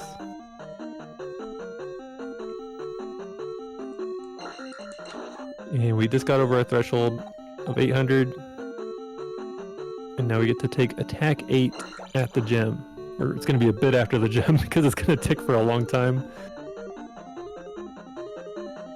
And yeah, there's your 5 bars of magic gone from Reflect, and then it just leaves you enough to cast Shield, which is good because Karok likes to spawn, obviously, immediately after it throws a beam in the spot that you want to be in. And if Karok wanted to, it could just like spawn on you like every other spawn over here in the right corner. Just keep hitting you over and over. So Shield's pretty good here. And shield spell is just double defense. You take half the damage.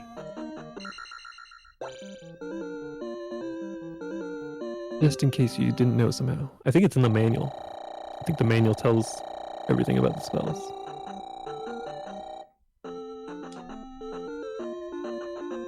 Not that I've ever seen it.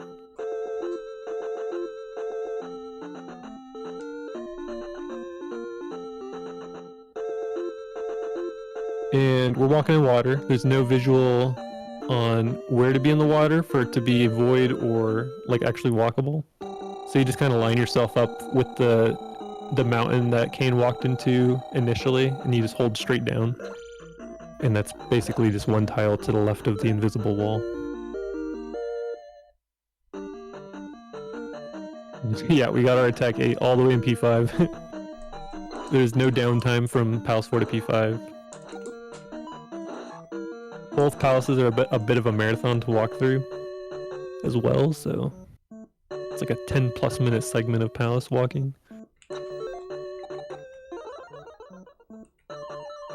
And so this is the other part of the palaces I was talking about, which is magic required. It is intended for you to cast fairy and go up that chute, and then you have to like walk off and come back and get the key because you can't grab a key of the fairy. A couple of players named Bad Breaks and ProJN found a setup for what's called the Eco Key, which is where you jump and take damage off of that skull bubble up at the top there, and it damage boosts you over onto the ledge. But it's a bit of a precision-based setup, kind of hard to pull off. And the thing is about that, I was gonna count the 6 counts and I forgot to. If you were to get a drop, it would be on that red IK right there. Kain doesn't necessarily need it though, because he casted fairy and not jump in fairy, he has enough to cast jump in this room, which is required to get a key. And this is our last moment of required magic in a palace. Besides P6, which will need fairy. I just kind of threw P6 out of my mind. I like to forget that palace. It's not very good. It's kind of just like a chump check. It's like, hey, are you on PP pace? You feeling nervous? Here's a bunch of 4-tile jumps. Don't miss them.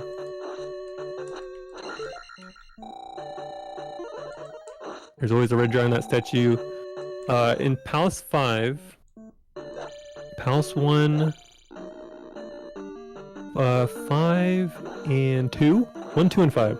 If you stab a statue and it has a drop, it's always going to be a red jar. So this palace is very nice with that. You can always get your life spell going with all the red jars around this palace that are consistently dropping.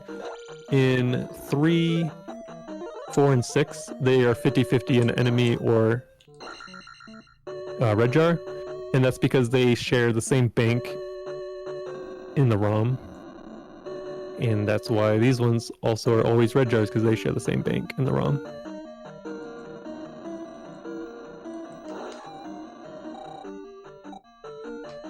Killing a Mago. We need at least like one Mago in this palace to get over the threshold of Magic 4 and Life 4. I think 364 at this point is pretty safe. Especially because like there's an orange Iron Knuckle coming up that you kill. Sometimes you kill a blue skeleton that maybe jumps into your downstab. There's a blue skeleton or a blue Iron Knuckle. Probably gonna kill that too. That's 150 XP.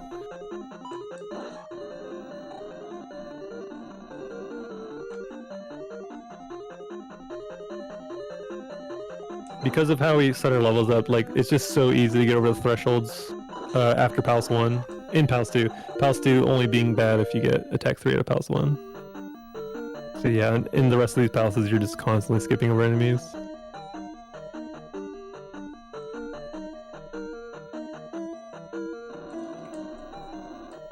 These Mago spawns are completely random. They're not even based off of like room timer or anything.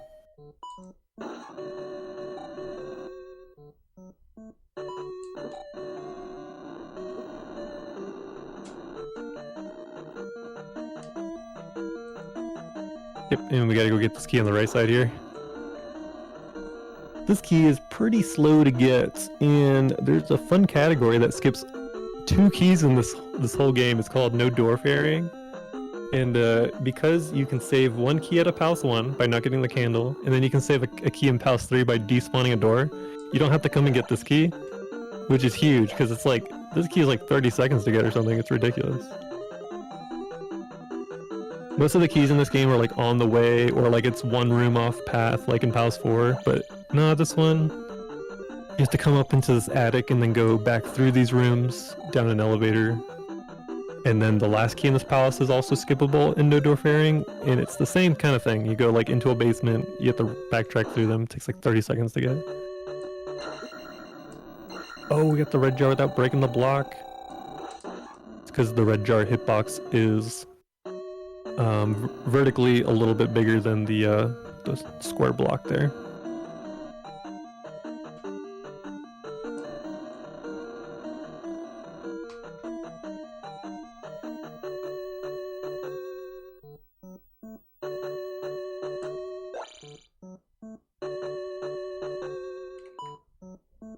That blue Iron Knuckle, sometimes when you downstab over it, you just like hit a magic pixel and it hurts the blue Iron Knuckle when you hit it, and then it just starts throwing beam blades at you like crazy.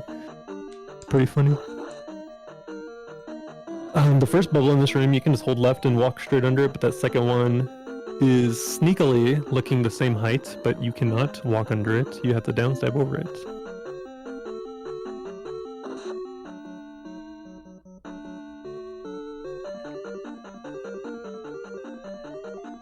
And that head right there, next to that Guma throwing hammers, is our last red jar check that we can get. If Kain gets a little beat up here by these Magos, you know, it's nice to have that jar left over for later. But because he was full resources, you don't want to grab it early. Even if you're down just a little HP, it's nicer to save it, because you don't want to go into Guma fight with low resources, in case you already grabbed that.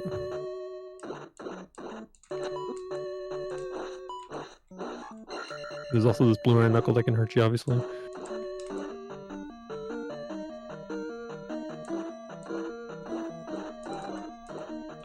And since we're down 3 bars of health, you can pretty much cast life at any moment. That's usually my indicator for casting life. Because if you get into a moment where like you're just taking tons of damage, and you don't want to go into your menu to queue for life or whatever. Oh, nice, a red jar here. Kain wasn't going to go get that red jar from earlier because he had enough for shield. But that red jar just kind of makes this next fight pretty safe.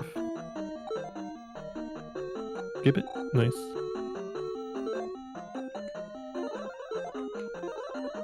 Oh, we're getting the jump spell going. This is a pretty defensive setup here on Guma. You'll notice you can jump away from the Morning Star more easily when you have jump on. That's an old school strat, casting jump there.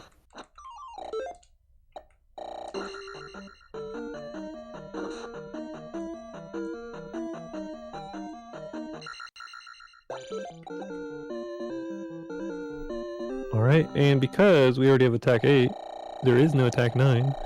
We're gonna use the XP that we're getting here, the 9,000 that it's giving us for having to get the heart? Okay. It's lower next to the desert tile, the highest desert tile you go up on. Yeah. Because attack 8 has a threshold of 9,000 XP, if you take attack 8 again, it just gives you a 1-up. But instead, we can actually put all that XP into magic and life. And we're going to be able to get magic 6 and life 6 and have a bunch of XP left over so that we can hit the next threshold in P6. It's great. This part of the game gets a ton of XP real quick.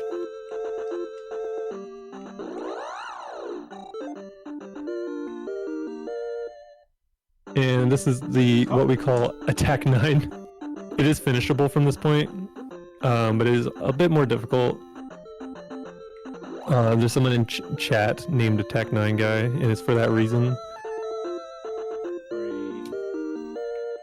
And so what's going to happen now is Kain is going to have to get over this 1200 XP threshold again, and we'll be able to get like 875 or 866, 867, whatever he wants to get. I think a lot of people like to get Magic 7 because it does make Thunder a little bit less so that you can cast another defensive spell with Thunderbird Fight, like Shield or Reflect.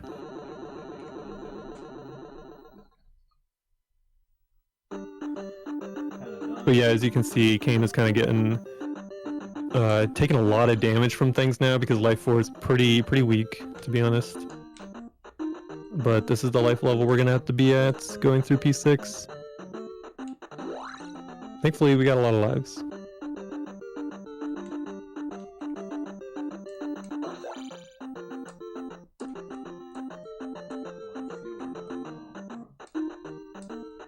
This wall coming up here is really annoying because like it's either swamp or forest, and we know that if we're in the forest, the encounters are really close to us, and obviously the swamp is way slower to move through.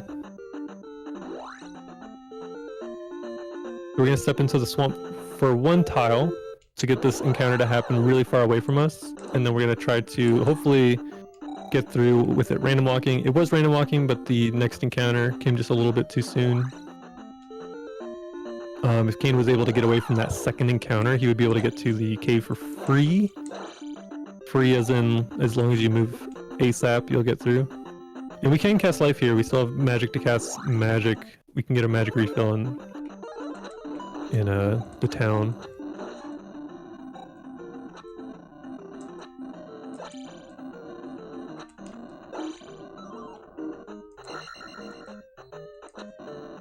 A red jar would have been nice. The XP is not going to matter right now because our threshold is so low. We're gonna break over it in a P6. Unfortunately, we can't take something like Life 5 because the threshold for that is 1500 after that. And it would require a lot of additional killing. We could do it. We could go kill some orange Zalfos and get like a life 5 or something. But that is a time eater. But whatever you can do to survive, you know, it's good.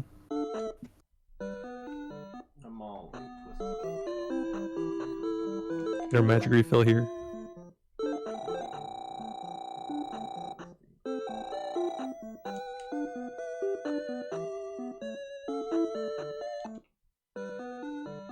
Gotta get the spell.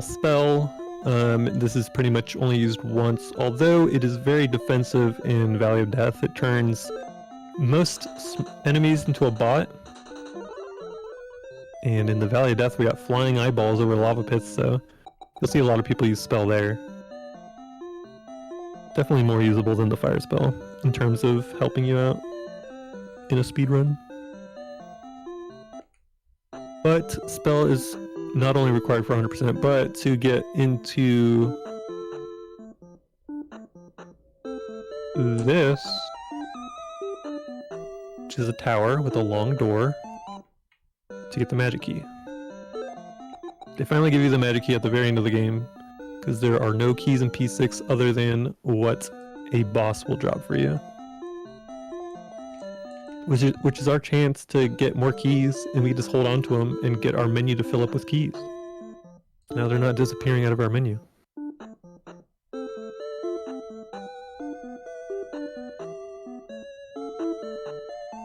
This game is designed that after because it locks the screen when you fight a boss, it doesn't want you to move out of the screen. You know, you can't escape a boss fight. So because of that, it needs to give you an item to grab so that it unlocks the screen. And so that's just why it gives you extra keys in like P6 and even in GP. It's just so like when you grab it, it triggers the unlock state for the screen to start scrolling again. They could have given you like a red jar or something. That would have been really useful, but just extra keys.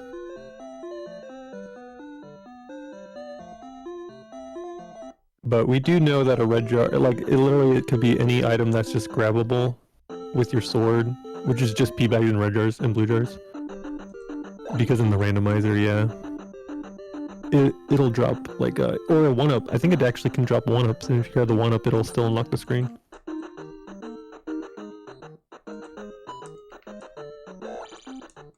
We have a heart container coming up, so as long as we can survive to it, we get our health refill before P6. And we just gotta be really careful not to take hits in P6. It's okay to be a little defensive here because we're on life 4.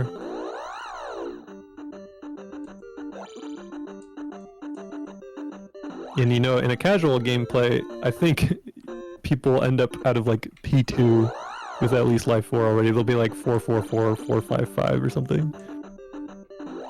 So being life 4 here is pretty deadly. And that is our last heart container. We already have all the magic containers. You'll notice Kain dip down a little bit to dodge this encounter and then go up and over it.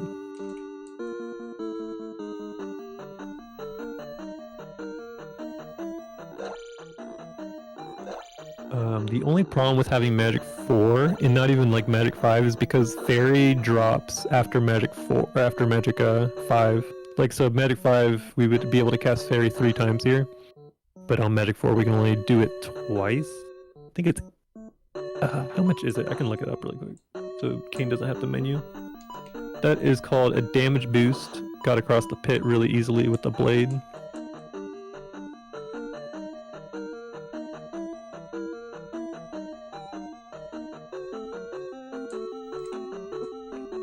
It's called the WizCon room. It's got a bunch of wizards.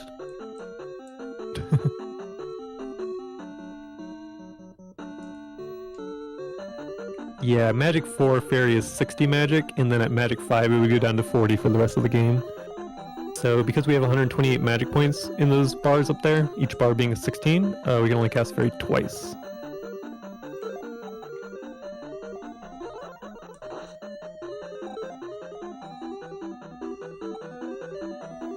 And yeah, Kain just has to skip these levels because Barba gives 700, the 2 Baribos give 600, and by taking a level now, it could be a little scary on that skip. Or trying to get over that threshold again.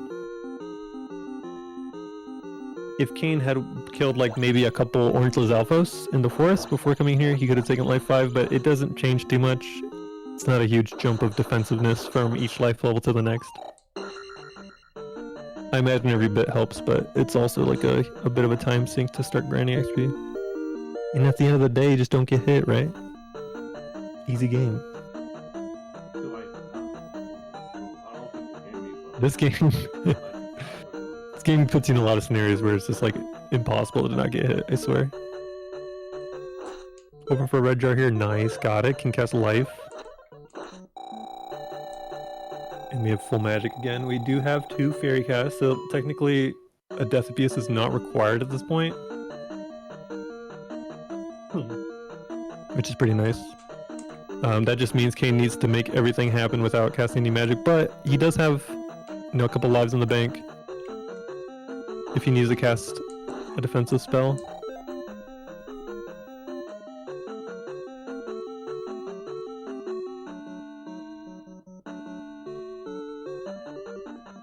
Kain doing some math, trying to see if he can take a level up and still get to the end of the palace. I would cancel personally, but that's just me. I'm also not in the driver's seat, you know? I think whatever is most comfortable for you is what you should do, but...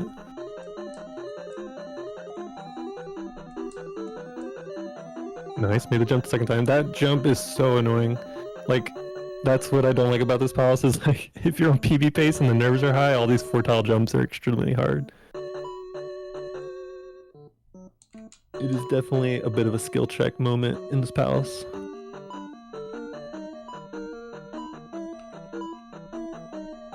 Yeah, Kain just being a little safe. Of course we know life 4 these things are gonna hurt pretty bad. Like 2 bars of health.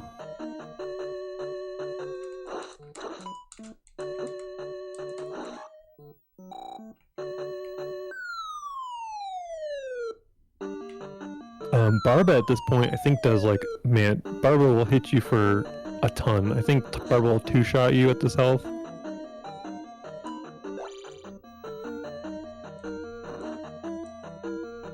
This room was the other room I was talking about, that if you use the fire spell, you can actually just kind of like stun lock these enemies in the air. It's pretty nice. Because that blue jar was on the ground, when Kain went to downstab and he was holding it up, it kind of like sucked him into the blue jar there. So it didn't get him high enough to hit the floating head. Thankfully that floating head did very little damage. Our large enemy drop was on the last Tektite, so it's not really going to come up anytime soon.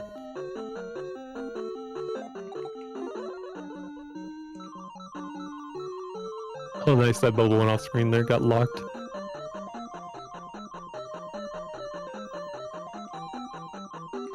Don't want to get hit by the bubbles because we only have enough for another fairy cast. If Kain can get through this without having to take a death or losing any more magic due to like a defensive spell, that's pretty good.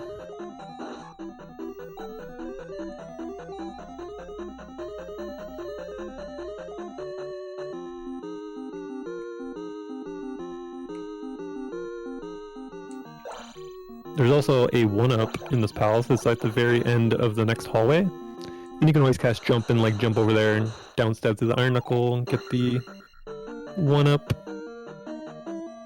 There's a lot of options with what you ever want to do here. Of course, if you get that 1-up, it's just simply to take a Death Abuse. So that you can have full magic going into the Barba fight, which a lot of people are more comfortable with because of the jump spell. If Kain doesn't get this 1-up, he won't have the jump spell, so... this is just a bit of a magic refill.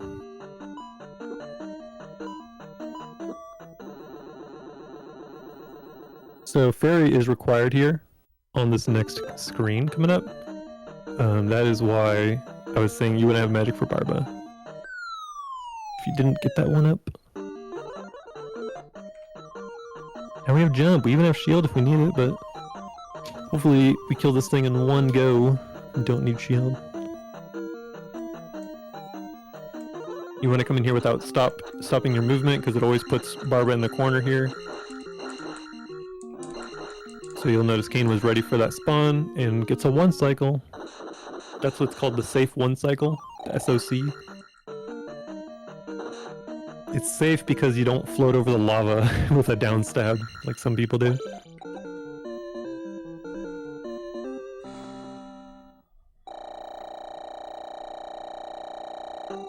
Alright, now Kain's gonna decide what levels to take here. Get to cast Fairy and then get a magic refill. So this Fairy cast is free here.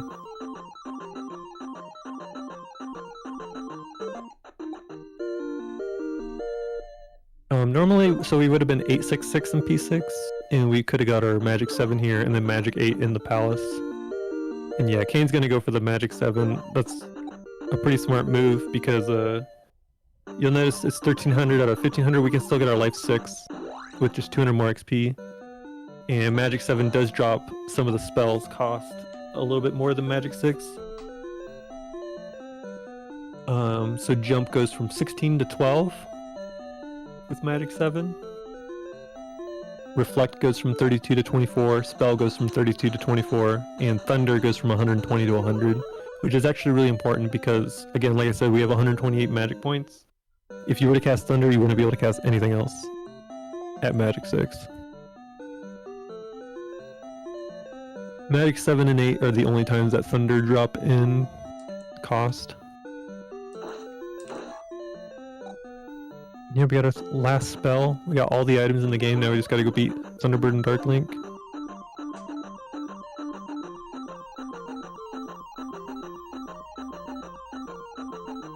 Coming to Valley of Death. Again, we can use the spell to turn some enemies into bots, or we can use our sword and stab through them. It's a little slower. You can use sword beams to kind of stun lock them in the air and move through them. You can cast Fairy, just Fairy over the lava pits. There's a lot of different options on how people do Valley of Death here.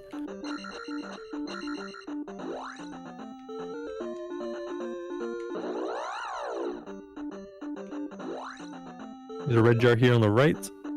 And if you grab that, it'll start to refill as you walk off screen. So you do get a free spell cast going into the first encounter here. If you were to cast like a spell, it would continue to refill your magic. And you would have full magic still.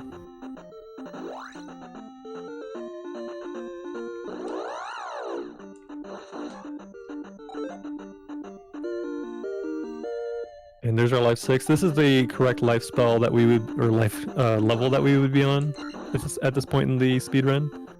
So the only thing that Kain is missing is going to be the magic 8.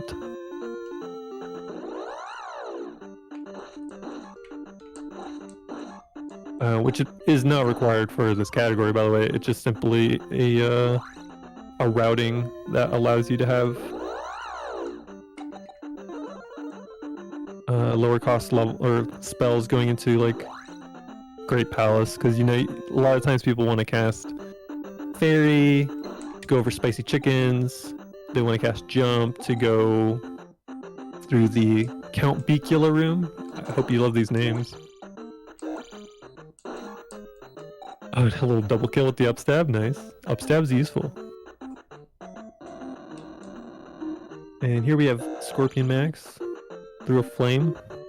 Kind of a homie there after that though.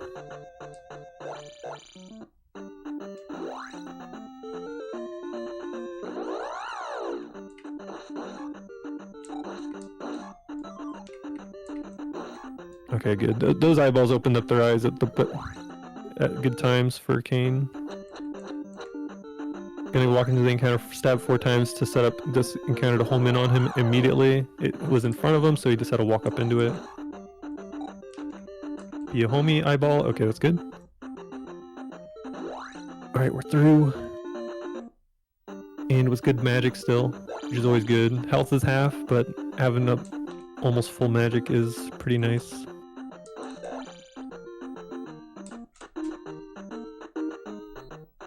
Killing these Lizalfos would not help. Although they do give a lot of XP. But yeah, there's just no way we're gonna hit another level threshold, even with T-Bird being 1,000. First example of a defensive spell. Can go over the spicy chicken. Hopefully you can tell why it's called a spicy chicken.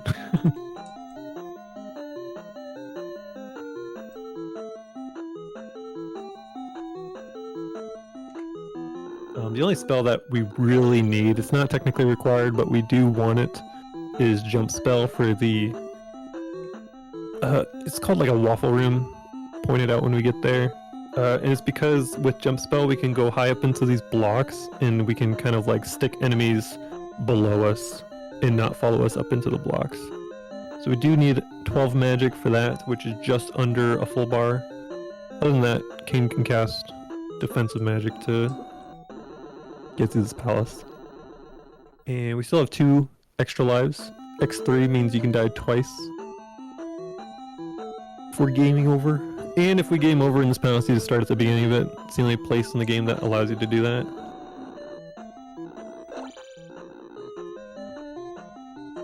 It's the only place also that when you up an A or game over, it doesn't reset the global timer of the game. If you up an A or game over outside of this palace, it will, because it starts you at North Palace and the global timer is set back to 0. And the global timer, again, is used for, like, you know, tracking encounters and just knowing what frame we're on early on in the game so that we can control like drops and things like that. Everything's on the global timer. So that's why a task can do the game the same every time. It's a little hard to control the global timer after the first minute or so.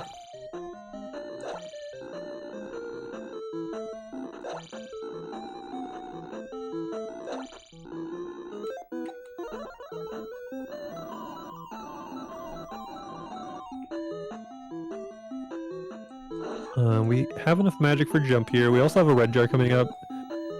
The red jar isn't required, but it's a nice place to try to get it. Especially considering the fact we're not going to be getting Magic 8. Because you can easily just reset that room. You can go down the elevator, come back up, and try within like a few seconds. I think every time you don't get it, it costs like 5 seconds. So it's definitely a great spot to grind it.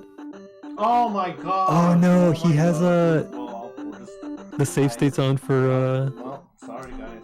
Well, Everdrive. sorry, that's I told myself stop it, don't do it. I don't know if he has a Well, save state set up sorry. in GP.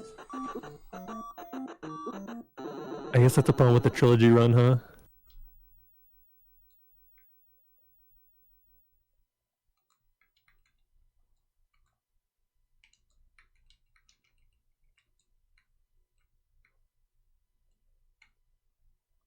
Okay, nice. It looks like he's got save state set up.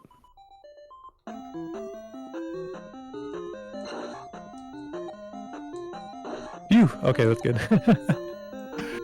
Yeah, I've seen that happen before. I play on Power Pack personally. I open up that menu all the time. Thankfully, with Power Pack, you can disable like quick save, quick load. I don't know if you can do that with Everdrive. I've never used one. But yeah, not the first time that's happened. I've definitely done that before too. Oh, here's a cool strat. If you are having ever problems with Count Bicula here, you can break just enough of so that there's 4 blocks left, and you can just sit here and crouch stab, and every time he comes and jumps over, you can hit him above his shield. Yeah, that's a great strat. Hey, and here's the Magic 8 we would normally take. Hey.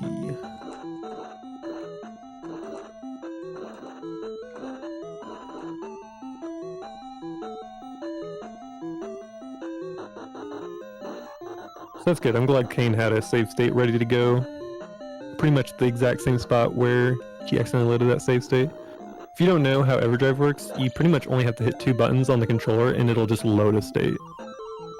It's a little risky running games on an Everdrive or a Power Pack for that case. Just like you can accidentally pull up a menu in general, even if you don't load a state.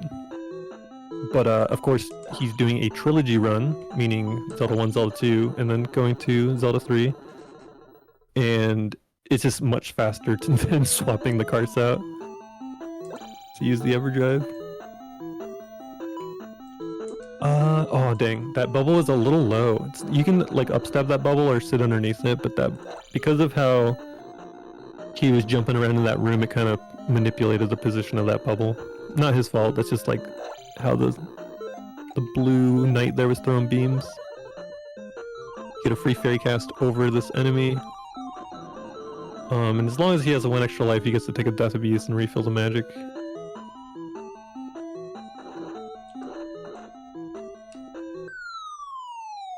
Yep, and that hole there is between the 5th and 6th block from the last area there. Jump scare, King Bot. Coming out of the ceiling.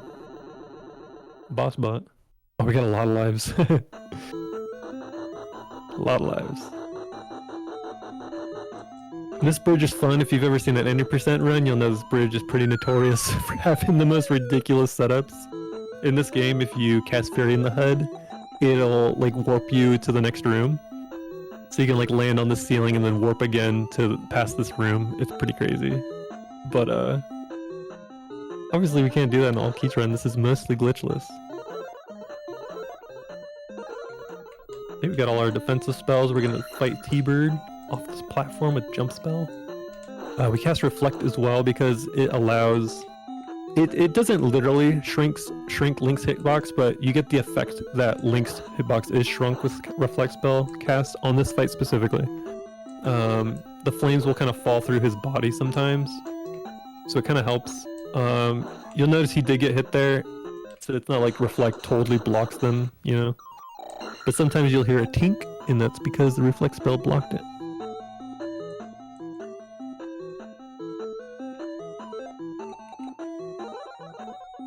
And we get a shield cast here for Dark Link.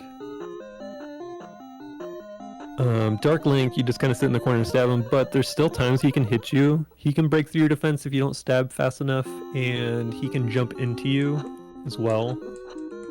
But there is sometimes damage is almost mandatory to be taken here, depending on the lucky you get in this fight. And I think Kain's going to swap to Z3 pretty fast after this, so... that is that.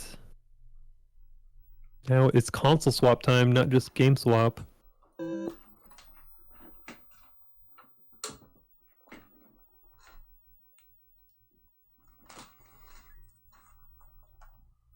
And yeah, we already got Zelda 3 loaded up, so whoever is helping with that, time to help out.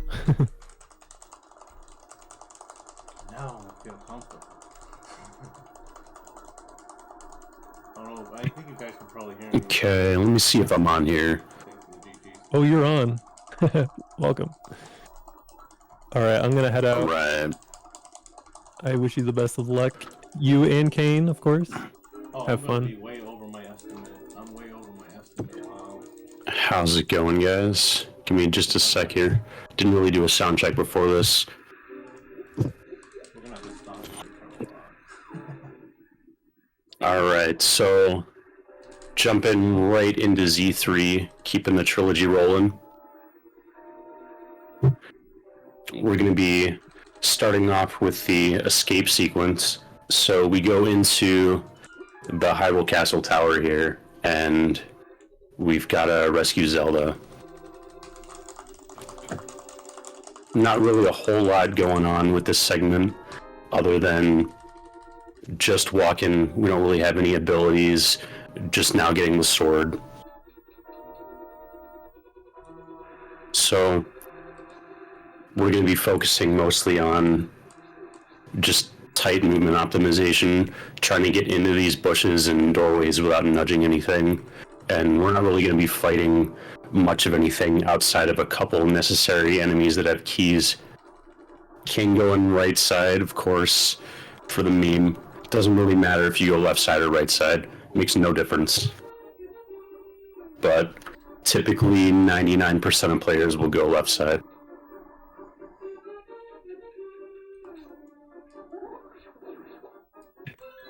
Our first enemy encounter of the game here.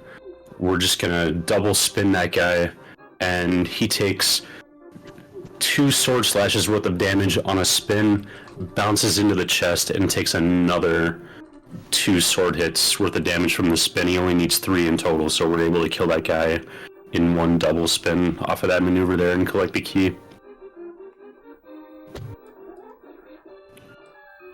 Charge the sword on the way into the doorway here, so it's already loaded up and ready to kill the green guard when we come in. And here we're going to do...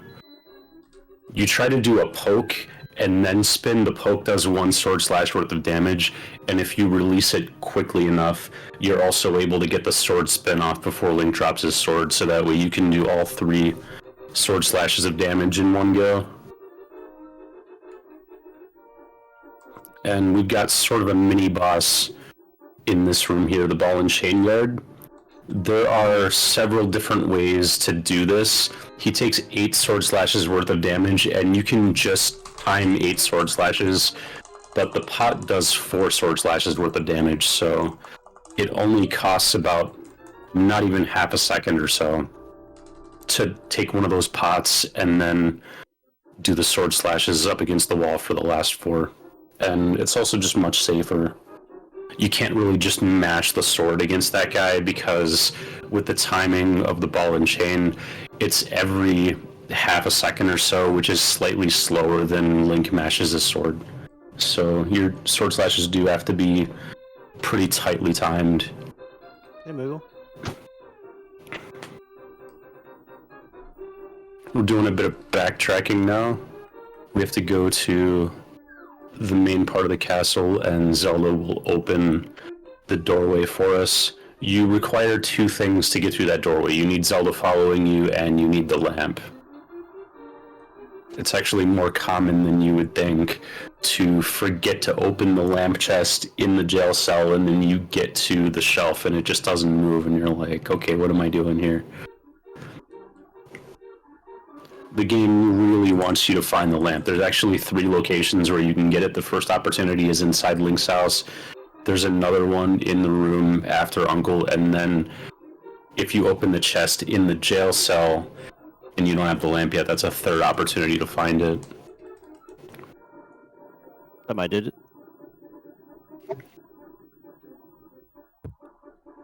The game does a similar thing like that with the blue boomerang too. Actually, if you skip the blue boomerang and collect a certain chest in the dark world about halfway through the game, it actually just gives you the upgraded boomerang instead of 300 rupees, which is pretty cool.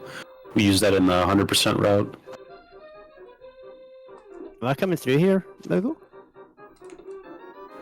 So we're using the boomerang here to stun all of these enemies that are in our path and make our way to the sewers where the sanctuary is.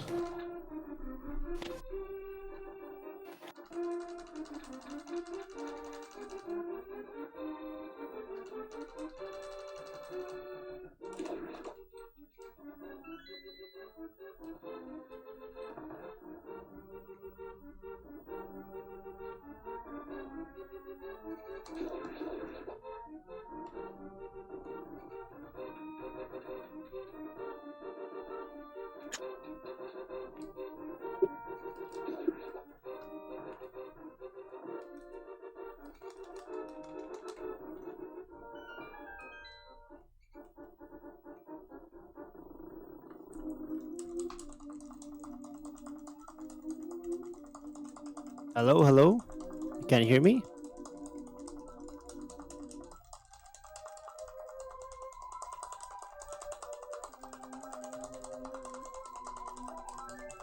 Hello, hello?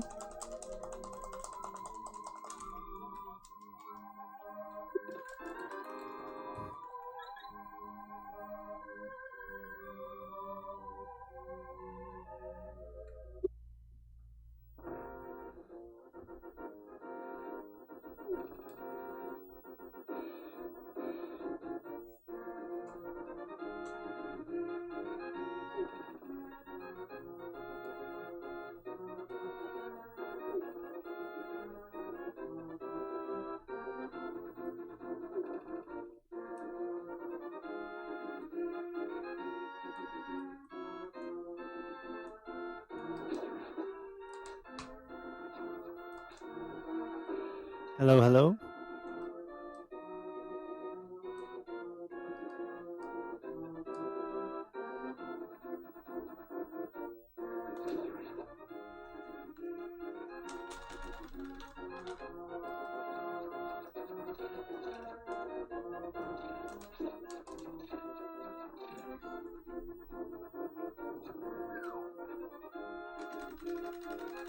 Sorry guys, having a little bit of tech issues here.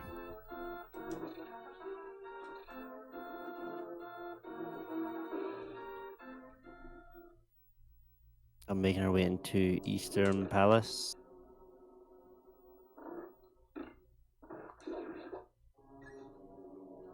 This is the first parts of the game. We don't have boots.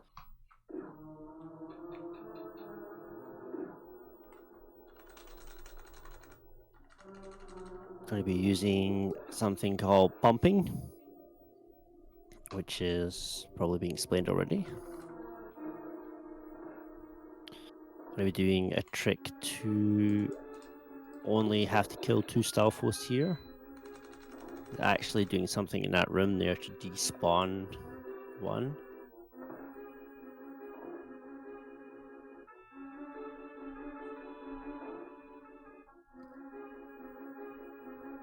Heading across the longest walk in the game right now.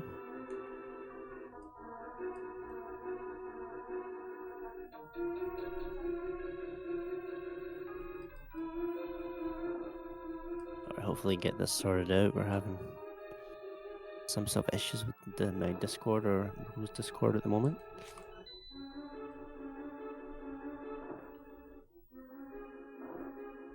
I can't hear anybody.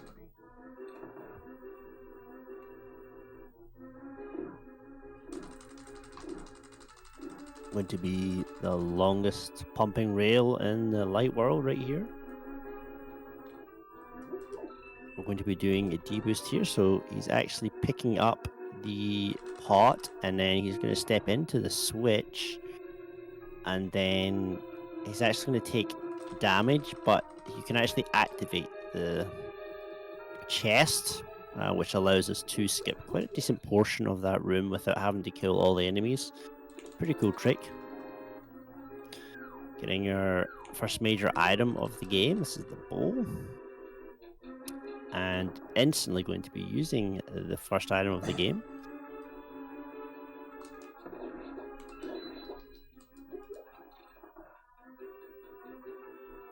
Gifted with greenies. Very, very nice room there. Picking up a key, which we're going to need.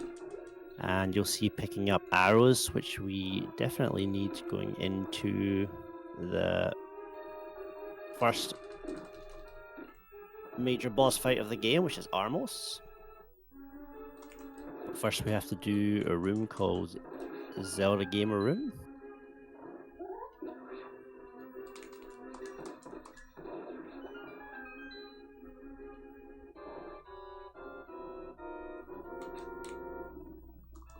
It's actually going to be a trick here. You usually need 3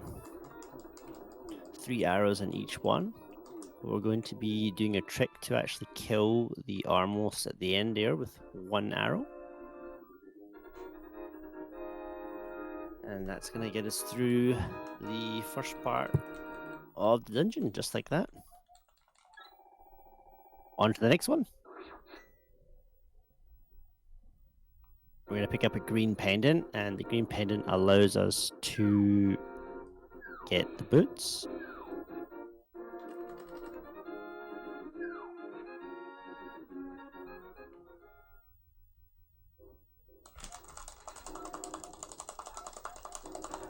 So we're going to be talking to either a bald guy or he has a cowboy hat on. We're never really too sure. I'll let you decide.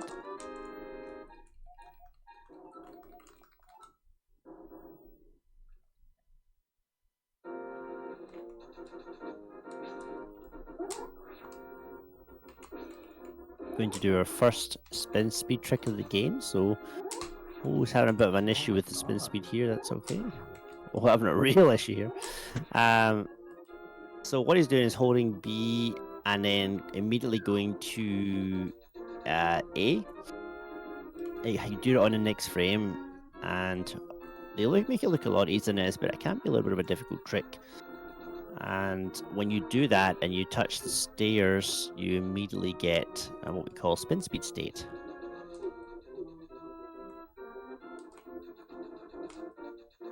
And the link goes super, super fast. Okay, I'm back. I can actually hear you now. Oh, there we go. How you doing, my dude? What's up, dude? I was so glad. I thought I had an issue with my stuff. I was having an issue myself, so... That's what we get for doing the sound check during the stream. How's it going, guys?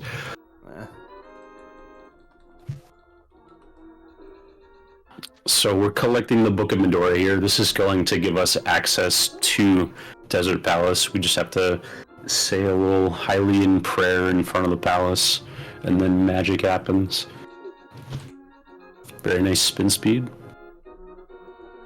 This is an interesting screen here where you position yourself in the right spot entering, and then if you start dashing there, it will aggro the blue guard from halfway across the screen, so he starts dashing towards you, and then by the time you nudge that slope at the bottom of the screen, he's pushed out of the way. Pretty cool setup there. Kain's doing something called menu buffering here, where we're using the about 1 second pause in the menu to actually kind of figure out our positioning on screen, because you're moving 4 pixels per frame in a dash, and you want to stop within 1 or 2 frames when you're turning so you don't nudge everything. So you can use the menu to kind of see where you're at and make adjustments in real time a lot easier. Yeah, menus are pretty overpowered in this game for doing all sorts of things. Menus are so powerful, and people have come up with insanely creative ways to use menu buffers over the last years. Really cool stuff. Are we going to see a spin? No!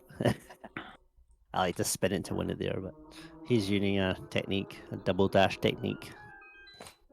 This is one of those games where there are so many different ways to do every screen that vary by a lot in difficulty, but vary by how long it takes by a small amount of frames. So you can do an easier technique that only loses like 10 frames, and that's going to be way more consistent for you. You should do it. So there's so much room for customization within how you choose to play the game. No two people really do it the same, and it's kind of cool. Another example there of using a menu buffer to read the RNG of the cannonballs. Biggest cannonballs in the game.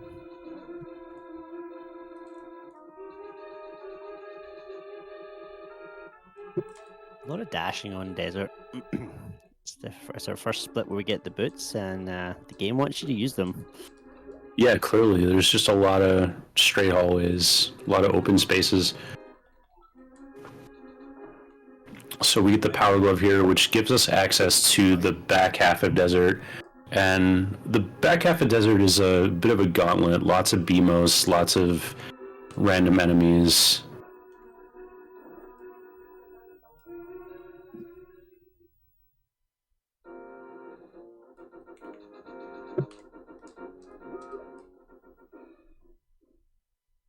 There's a really dangerous spin speed that you can do there that saves about half a second. When Link is in spin speed state, normally it takes you 20 frames of pressing forward against a ledge before you automatically hop off. But when you have spin speed state armed, you skip that 20 frames and just instantly hop. So if you spin speed off of there and touch that ledge, it takes you a little over a minute to get back. So it's a good example of an optimization that's worth it at a very high level, but it can be extremely costly this late in the run. I have to apologize, I'm a little sick today myself. Yeah, I'm a little sick too, actually, since yesterday. Going into our first, probably one of the hardest bosses in terms of time losses in the past runs. Top runners will make this look easy, but it's not uncommon here. But we do cycles, so this is looking really good. This is looking like he's going to get a nice 3 cycle here. So that's what we usually like to see. So that's a really, really good fight. It's not uncommon to get like a 7 cycle there. Mm-hmm. And every time you get a cycle, it's about 6 seconds or so, 5 to 6 seconds. So you can imagine. So it's easy to lose 18, 24 seconds in this room. And some very, if you're having a good run, you can get a 2 cycle as well. So it's the first phase is kind of scripted. You try to get 2 arrows in each, more or less, depending on RNG, and then the spawns are random. Oh, the memes. The worm spawns are random, and the direction that they can travel is random. They tend to, in general, travel towards the center of the screen, but that's not always the case. So you could have one spawn in the bottom left corner and then move down and left and do a shorter hop, and you just have no chance of hitting it. So it's very RNG heavy in that fight. Yeah, so what I went for in the very first screen as he was exiting, we call that cactus dash. It's actually the fastest way to do that screen, but it's like you have to stay on the grid. It's very, very precise, very hard. And he just did a trick there called fake flippers. So you see, we don't have the flippers yet, but he was able to swim, and that's pretty easy screen. You just have to be right on the edge of a screen transition, and if you jump in the water and then hold the direction of the screen transition, the game will basically force you into the next screen, and then it will just keep you in the water. Pretty cool trick, saves around 8 seconds in the run. It's a pretty easy trick. Yeah, it's pretty fun tech. The game doesn't actually check for flippers until the next frame after hitting the water. So if you transition the screen on that frame, so you're 1 pixel away from the edge of the screen, which is why you use that setup on that bush, then the game just forgets to check for flippers after you transition the screen. But as a kind of side effect to that, if you take damage in the water, the game will try to place you back where you belong, but it's on a completely different screen, so it breaks the game.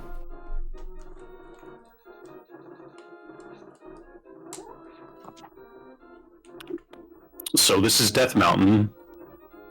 We have to visit the screen 3 times in the run, and if the game wants to kill you, it will kill you. Simple as that.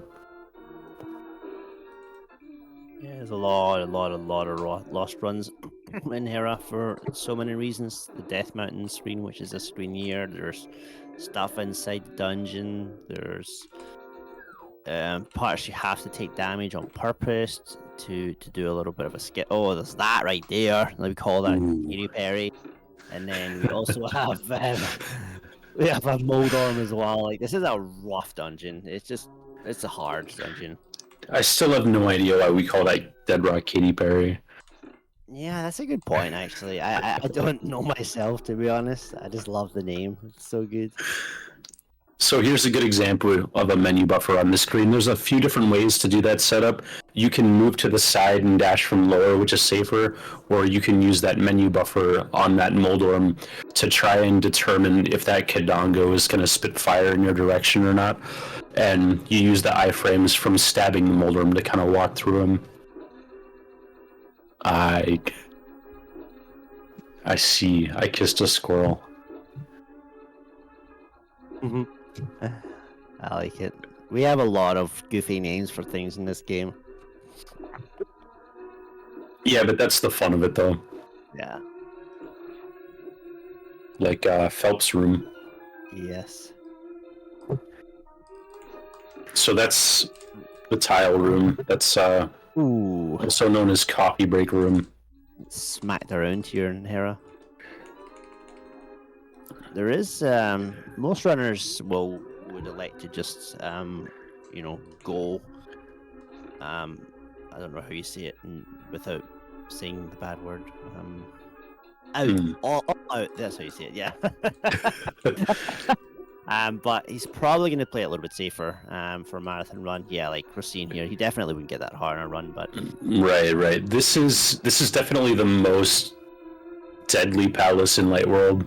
You take a lot of random damage, especially on the overworld. The Molder movement is very, very crazy. You can hit that crystal switch there on this floor, which allows you to collect hearts before the boss, but we are not hitting the safety switch. We're just getting a couple extra hearts on the way instead. Nice bomb jump. So, bonking to the wall there opens up the frame window for boosting over that pit from 2 pixels to 6 pixel range, so it makes it fairly lenient as long as you're in the bonk animation when the bomb explodes. Also, doing a little skip there, just dashing by the bumper. Basically, just dash. That's it. It's not hard. It's pretty that scary. moon pearl skip. Ooh, nice save. So fun thing about Moldorm is his hitbox is only 4 pixels directly in the center of his head. So you're really trying to avoid that very small hitbox, but it can bounce you off the edge of the map if you do dash into it. Yeah, exactly. The just dash mantra really doesn't take into account the fact that you're trying to avoid this tiny hitbox in the middle of his head. That was a pretty clean fight, actually. We made it through Hera. That's the important bit, so it's pretty smooth sailing for the rest of Light World here. Yeah, it's always especially in a marathon, it's always the couple of dungeons that are like, hold on for dear life sometimes. I mean, obviously, there's ways to keep it alive. But yeah, it's because Moldorm is a really rough boss. It can do a lot of things to you. It can kill you, it can knock you off, it can send you all the way back to the bottom of the dungeon. So it's It's always a rough. Once you get that one out of the way, it's usually smooth sailing for quite a while. So you'll see we collected some rupees from the trees there. So the way the tree prize packs work is if you've killed more than 4 enemies, but you have taken damage at some point, you'll get blue rupees. Now, before we pull the next one, we need to kill 4 more enemies without taking damage, and we'll pull red rupees, which will give us the rupees that we need to open Palace of Darkness later, which is important. This segment is all about keeping up on your inventory management. We're looking good on arrows, which is important. You need a minimum amount of arrows going into Palace of Darkness, which is the next segment in the Dark World.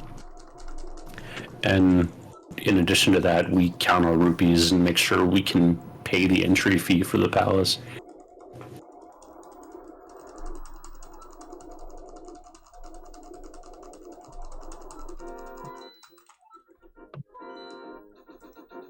There's just a lot of inventory management things going on in the background throughout this run. Every segment has its little things with bombs and arrows that you need to pay close attention to.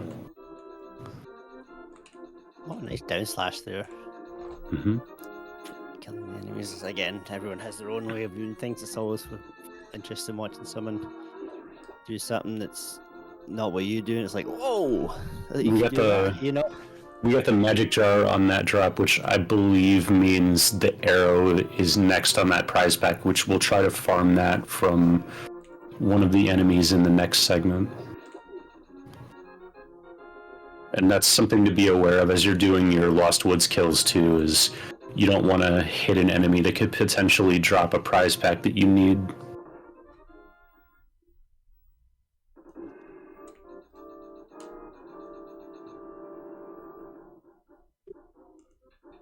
And kind of in a similar vein, this next room coming up here, as we enter the top of Hyrule Castle, we're going to kill these blue guards in a particular way, where if you dash through them, they don't drop a prize pack, which will be very critical for later in the run because it will preserve the fairy from that prize pack for Turtle Rock, which normally is one of the most dangerous segments in the game. So those 2 guards there, we make sure they don't spawn a prize pack, so we can collect it in about 45 minutes from now.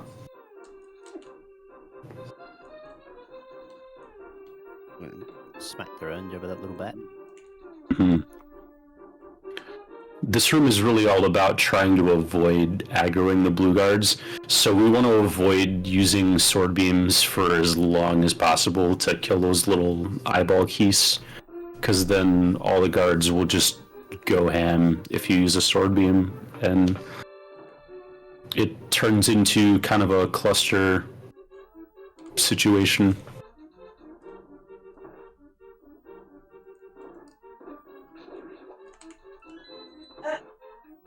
Getting a nice key dash there. Nice key dash. It's kind of cool how the dashing mechanics work along with the door mechanics in this game. Everything is on a grid of 4, 8, or 16 pixels, and Link dashes 4 pixels per frame, so if you're touching a wall and dash and then turn towards a key door, you're going to hit the door on the exact pixel that you open it, so you can just dash right through it.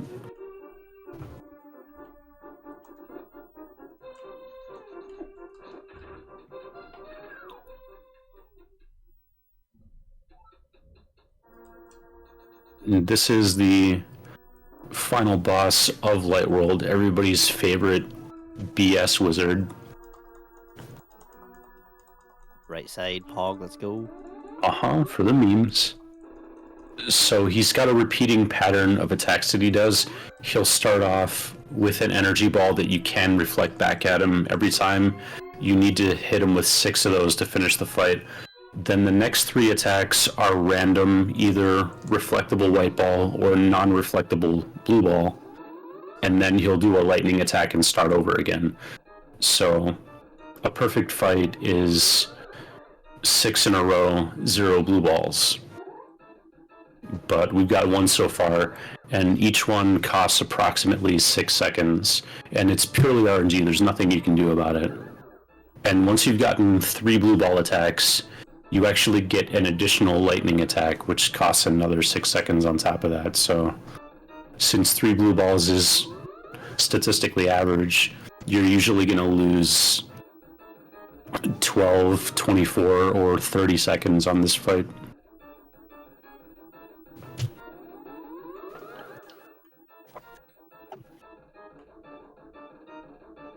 So it makes for a pretty exciting time going into Dark World if you actually manage to get the 1 out of 16 0 blue balls and go into Dark World with a really nice pace.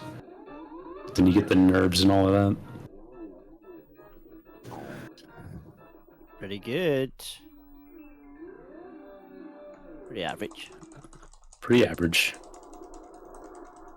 Yeah, that can be a big run killer, that boss fight. Yeah, because you can easily get 5 blue balls and there goes 40 seconds, and at Kain's level that's an instant run killer.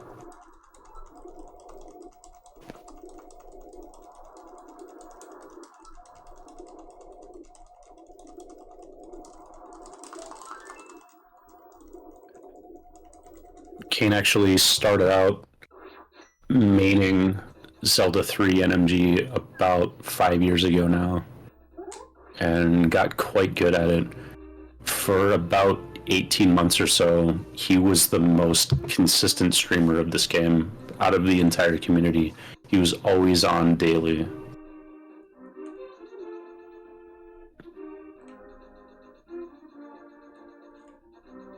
We're going to be using our money that we collected to pay a little monkey. Pay this greedy little monkey 110 rupees. Rip off. He's not really interested in helping Hyrule, he just wants his dough.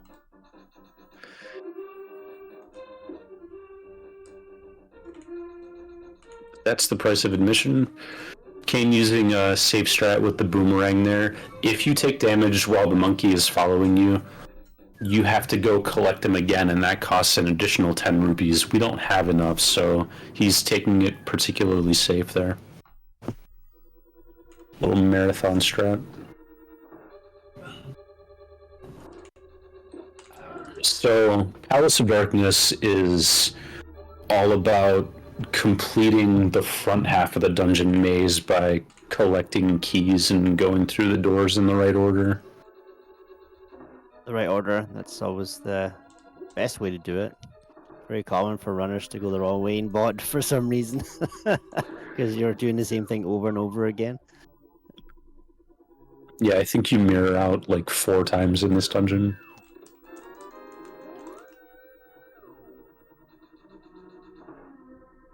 So that's the second time. We're going to be going through for the third time here, and we're going off to the left. We're going to bomb the floor.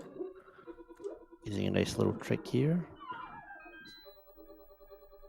And you can get above the bomb before it explodes and fall through that hole without taking damage. It's particularly important to avoid taking damage in this dungeon as much as possible because we're trying to preserve sword beams for the back half, which will allow us to use sword beams for some of the switches and save us a few menus. It's not a major optimization, but saving those few menus is well worth it at a high level. Going around that jelly rather than trying to risk getting electrocuted by sword beaming him. On to our first, probably big trick of the Dark Worlds. This is called the Hammer Yump. It's 2 pixel perfect tricks where he's going to be stopping on a very specific pixel, and then again stopping on another very specific pixel. Nice. And if you get both of them correctly, then that is basically bombs you through the rail. And it actually saves a significant amount of time. It's like in the regions of 40 plus seconds. Only 2 extra buffers there is pretty nice.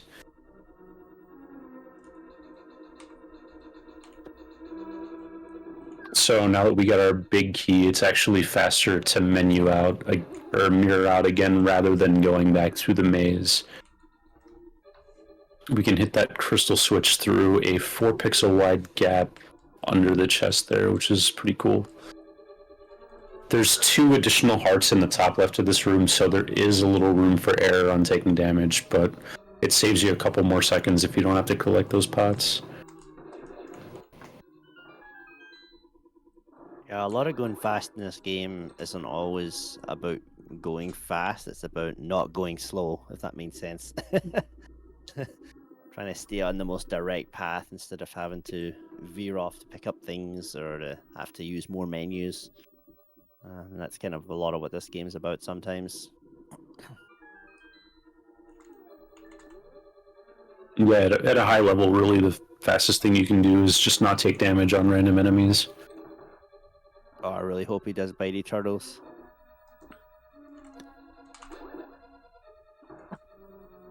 Oh, he is as well. Oh, yeah. Oh, he's a little bit early, that's alright. This is like the memeiest strat ever. It's a strat that I came up with for another category, and I got my butt ripped for it. So it's a big meme now. I'm glad to see him do it. Everybody doesn't have to recognize true genius.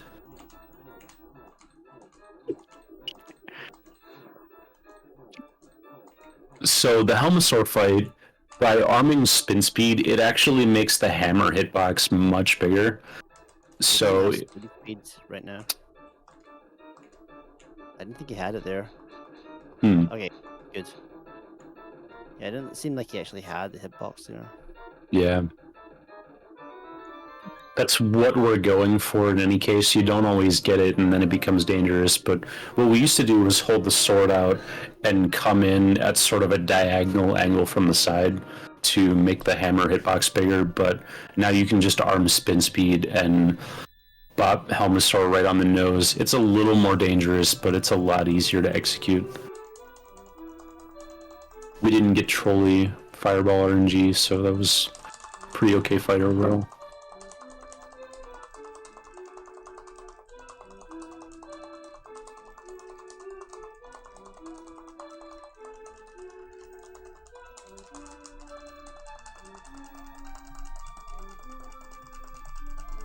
So after every Dark World dungeon, you have one of these crystal cutscenes that lasts anywhere from 45 to 55 seconds.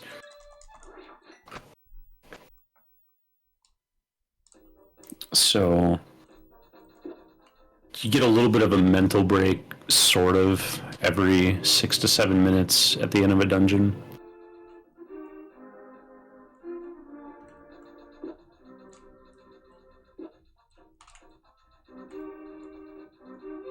Now we backtrack through the overworld, and we have, on most of these Dark World segments, we have a little bit of shopping that we have to do before entering the next dungeon. So here we're going to collect the flute from the Haunted Grove, and then we're going to go to the center of town to activate it.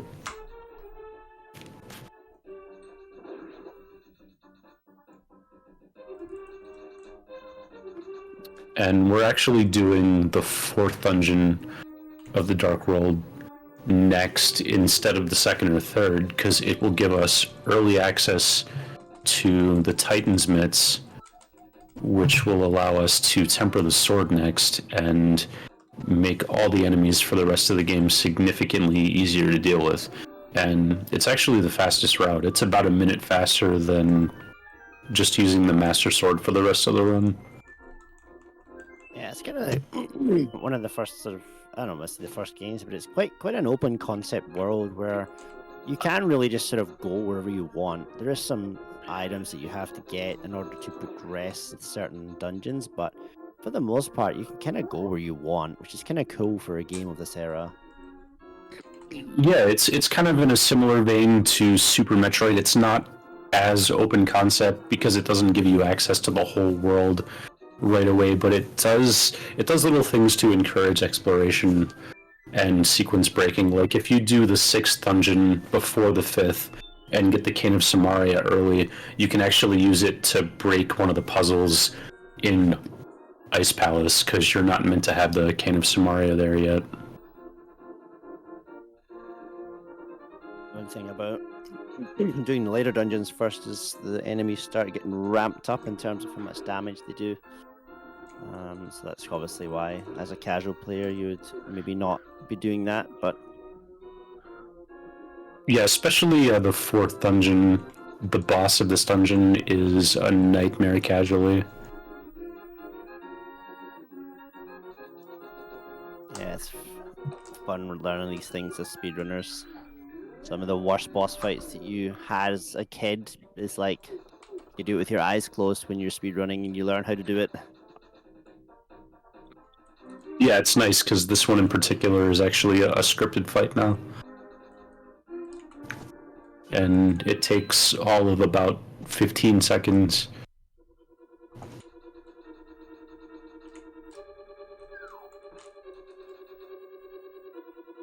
Nice wait there. Mm-hmm. That firebar can give you 2 different patterns, and that's kind of one of the main themes of this game, is on all of these screens, you're looking to identify the enemy movement pattern that you got and then react accordingly. And these kind of micro instances of enemy movement RNG, they all have a small effect on how long it takes to get through the room, and it's kind of an interesting aspect of the game. All of this small RNG can add up in your favor or against you over a long period of time.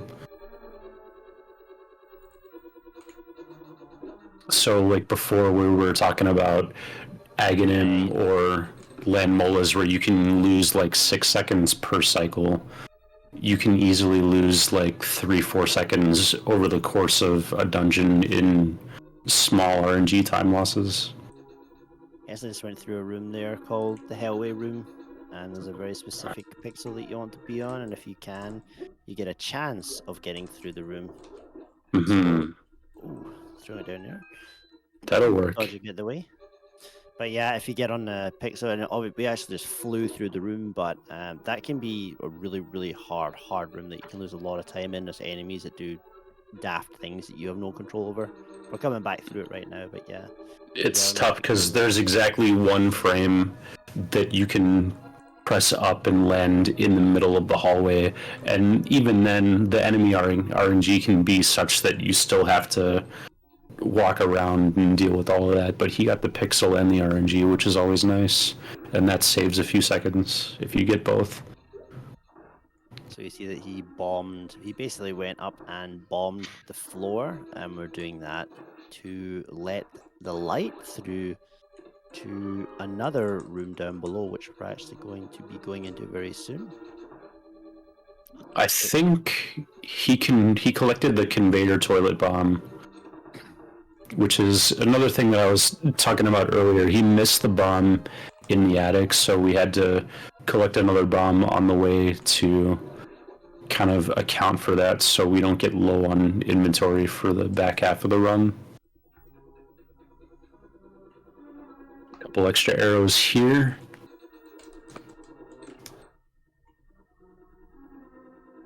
Nice kill. That was a nice RNG. This is the fight that we're talking about.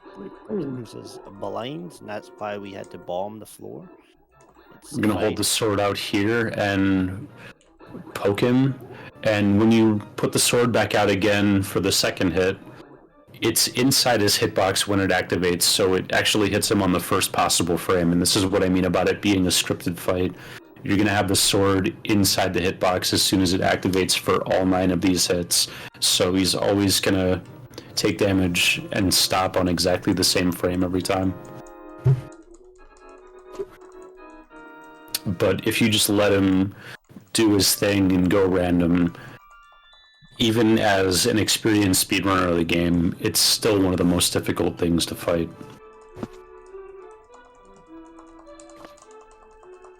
And A lot of these boss fights, when you get very good at the game, when you've been doing it a long time, that it looks easy.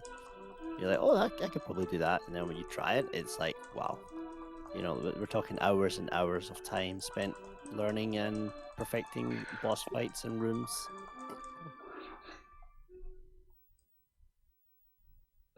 And we have another crystal. 2 down. We keep going with the pattern of overworld shopping before the next dungeon. So we're going to collect 600 rupees and get our sword tempered. Very, very cheap tempered sword, I must admit, compared to the other things in the game. You know, we spent 100 on a monkey. We're gonna spend 500 on flippers. This guy, 10. He just charges 10. Yeah, it's strange because you think, wow, this tempered sword is so cheap, they really want you to have it. But the flippers are an item that are necessary to complete the game, and they charge 500 for that. I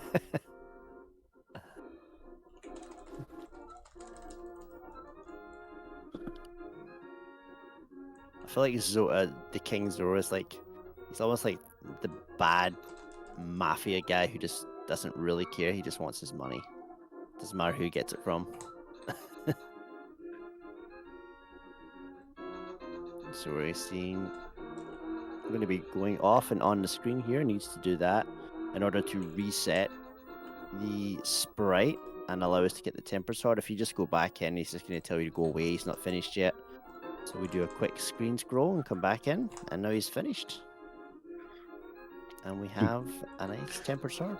You gotta make sure you actually remember to collect your sword, otherwise you'll go back into Dark World here and try to dash through the bushes and you bonk against the bush and you're like, wait, what? Ooh, going for the fence dash. Mm-hmm. That fence dash is a 1-frame trick. You've got to press left and dash on the same frame.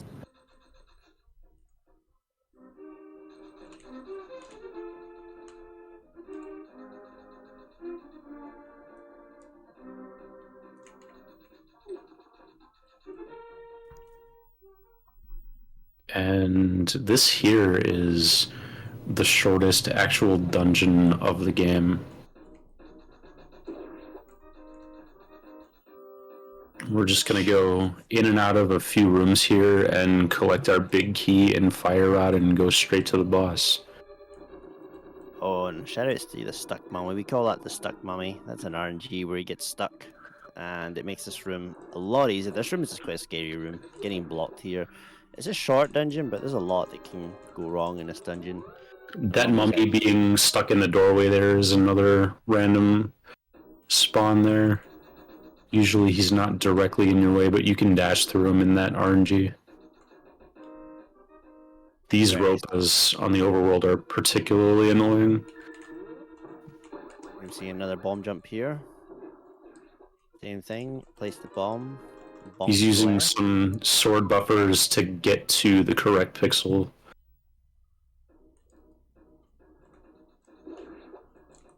And we fall in the hole there to get iframes leaving that room, so you can just walk through the ropa on the overworld with your iframes. Pretty nice strat.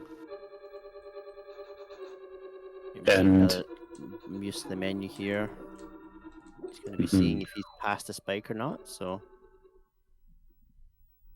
That's a nice one. There are 3 good frames you can land on, so it's really useful to menu buffer to the fire rod there. Into the back half we go. Definitely the hardest section here. A couple of rooms, this room's pretty easy, but then we're coming into probably the hardest room of Skull. Can be quite tricky, lots of mummies, lots of fire rods. And there's like 6 different ways to do this room, and they're all fun to watch. Yeah, a really cool room.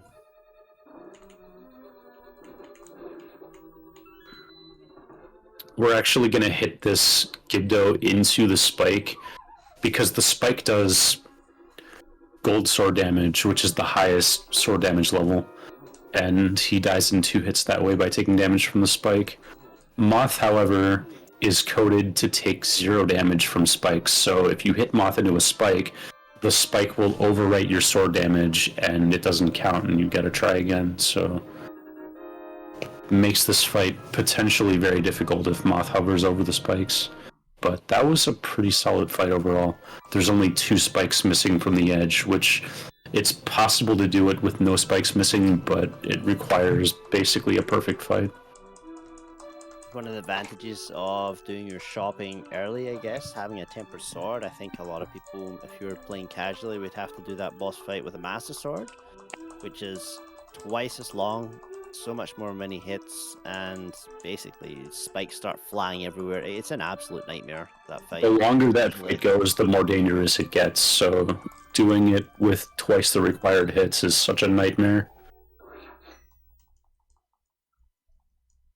Picking up the 3rd crystal, and we're on our way to Ice Palace. Ice Palace is definitely the dungeon with the biggest skippable content in this game. We skip a lot of it using a very precise bomb jump.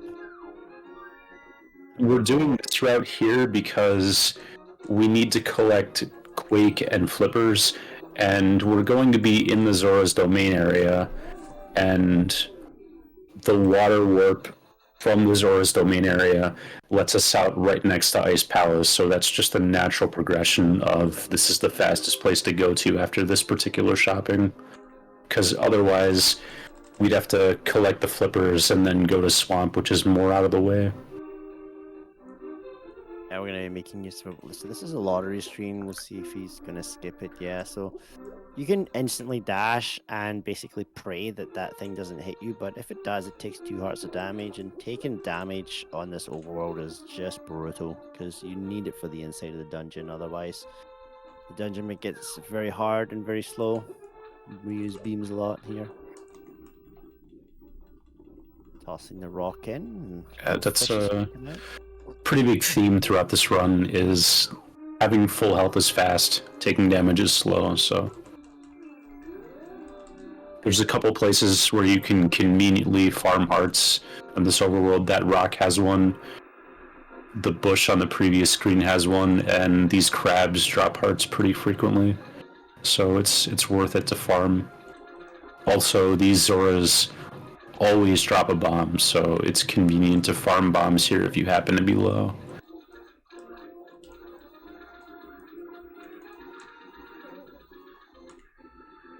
Here we go, we're talking about the most expensive item in the game coming right up here. 500 big ones. That's what this Japanese text is telling you anyways.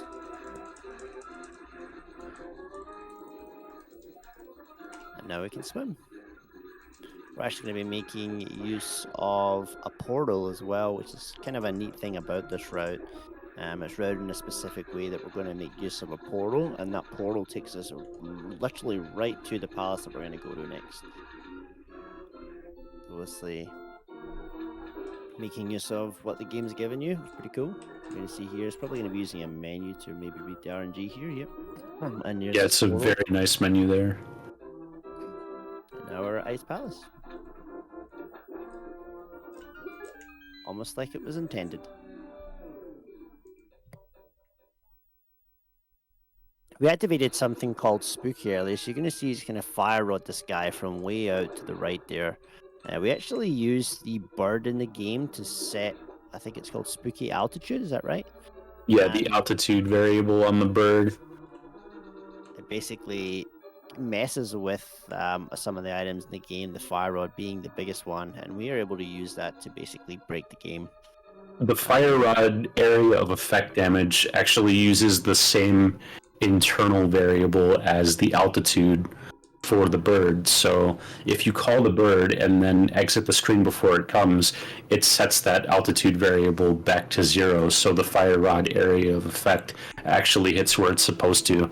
Otherwise, the area of effect that the fire rod uses can have a range from 0 to 255 pixels, and you're going to see later in the run that we can set that variable to like 180 pixels and hit a crystal switch that's not even on the screen.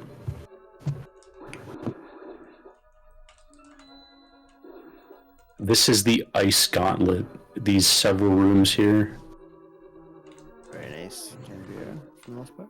We're doing a bomb jump here with the orange pegs up to actually skip the main puzzle of this dungeon. You're intended to go through with the pegs down, and you actually have to make 3 loops around Ice Palace to get through the intended way, but if the pegs are up, you only have to do it once. This one should work.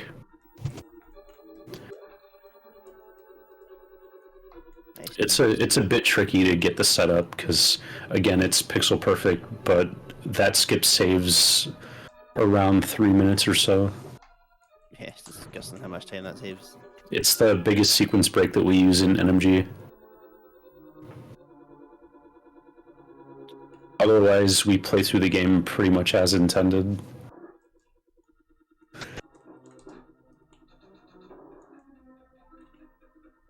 Very nice.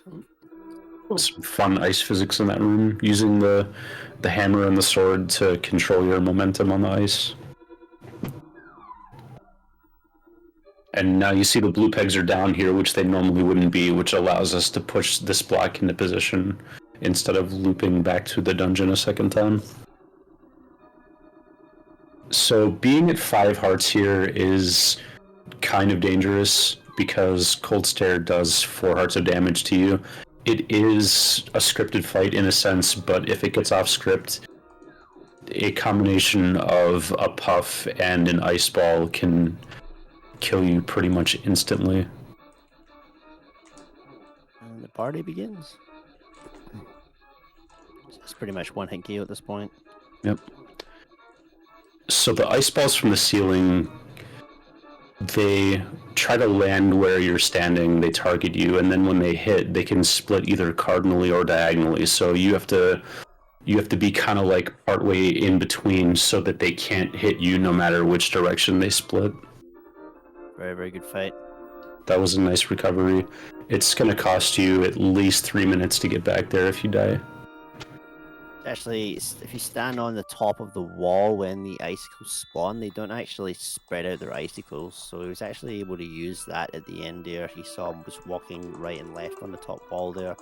Obviously getting favorable RNG, but it's neat use of the being able to control the sprites.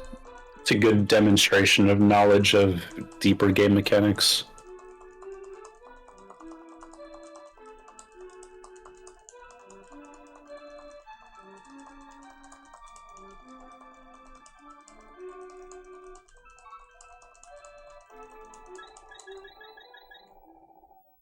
And now we have another crystal. And again, we're going to go do some more shopping. Keeping with the theme, shopping in between all of the Dark World segments. This is the biggest place where people start to branch off. So there's actually a lot of different things that you can do from here. You can get...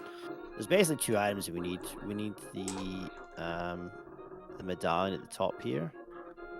And then we also need the ice rod, which is at the bottom right of the map. And where you get them is up to you, but when you get them actually changes things like your menu, how many items you have in your menu, and it can change some strats that you do as well. Like you're going to have the hook shot earlier in some occasions, so it depends if depends what tricks you want to do and how safe you want to be. Picking them both up in Swamp is considered like the safe boomer way to do it.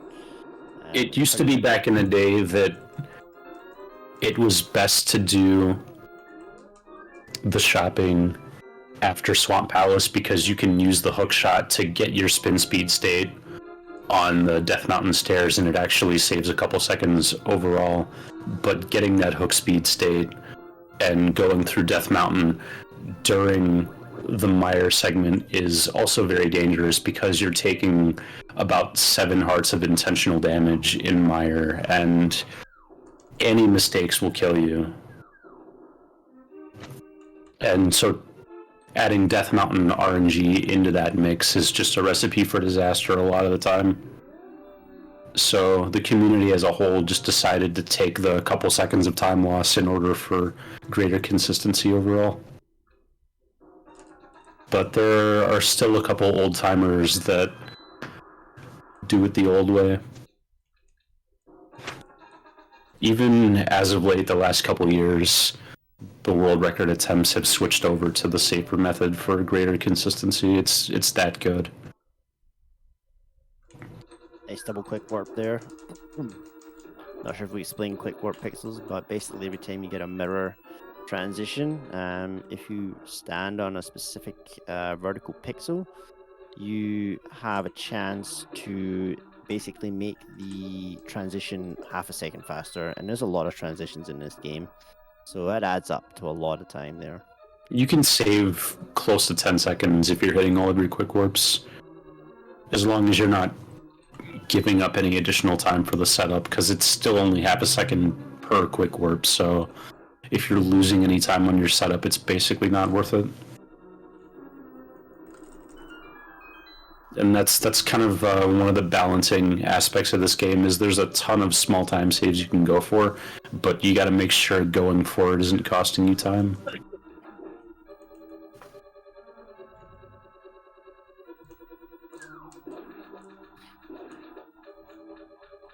That Tektite there can be a huge pain in the butt, because he likes to react to where your position is, and depending on what frame he reacts, the reaction is kind of on a random timer, so when he chooses to react will dictate what direction he moves, and so you kind of have to react to that as you're falling down the ledge there. There's a lot of kind of hidden mechanic stuff like that, where enemies can be on a timer of when they're actually going to see and react to you, and it changes how they move based on where you are when they react.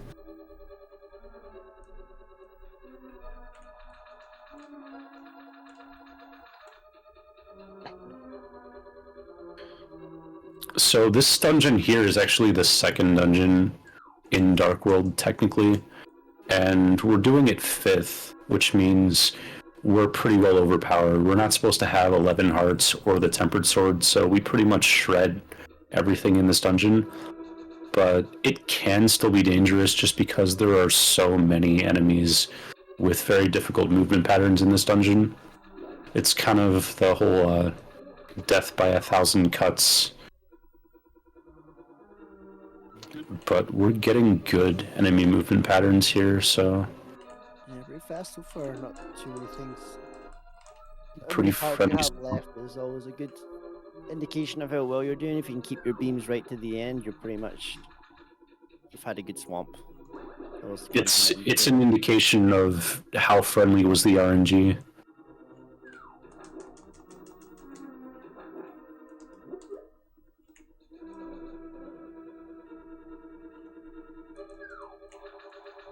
Like, coming up here is one of my favorite examples of RNG reaction in the game. This bubble on the right, you can't see it when you're opening the chest here. Sometimes you can, and that is an indicator that you're probably not going to be able to dash down here right away.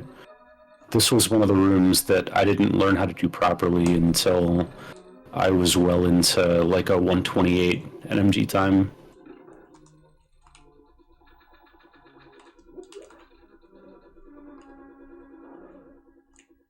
Yeah, it's a pretty cool room. There's all those little signs here and there that you work out, and even every year we still find more stuff, like being able to lure guards specific ways, this sort of thing. Like, it's, you think we'd have found everything, but no. Sometimes somebody finds something out of the blue, and Yeah, it really is amazing how you can do a thing literally thousands of times and still discover new things about it.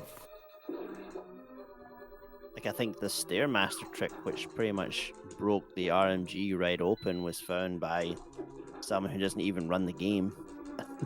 So I think someone came into the Discord and basically was like, "Hey, I found this thing. You guys might be able to make it useful," and it pretty much cut like minutes off of a category.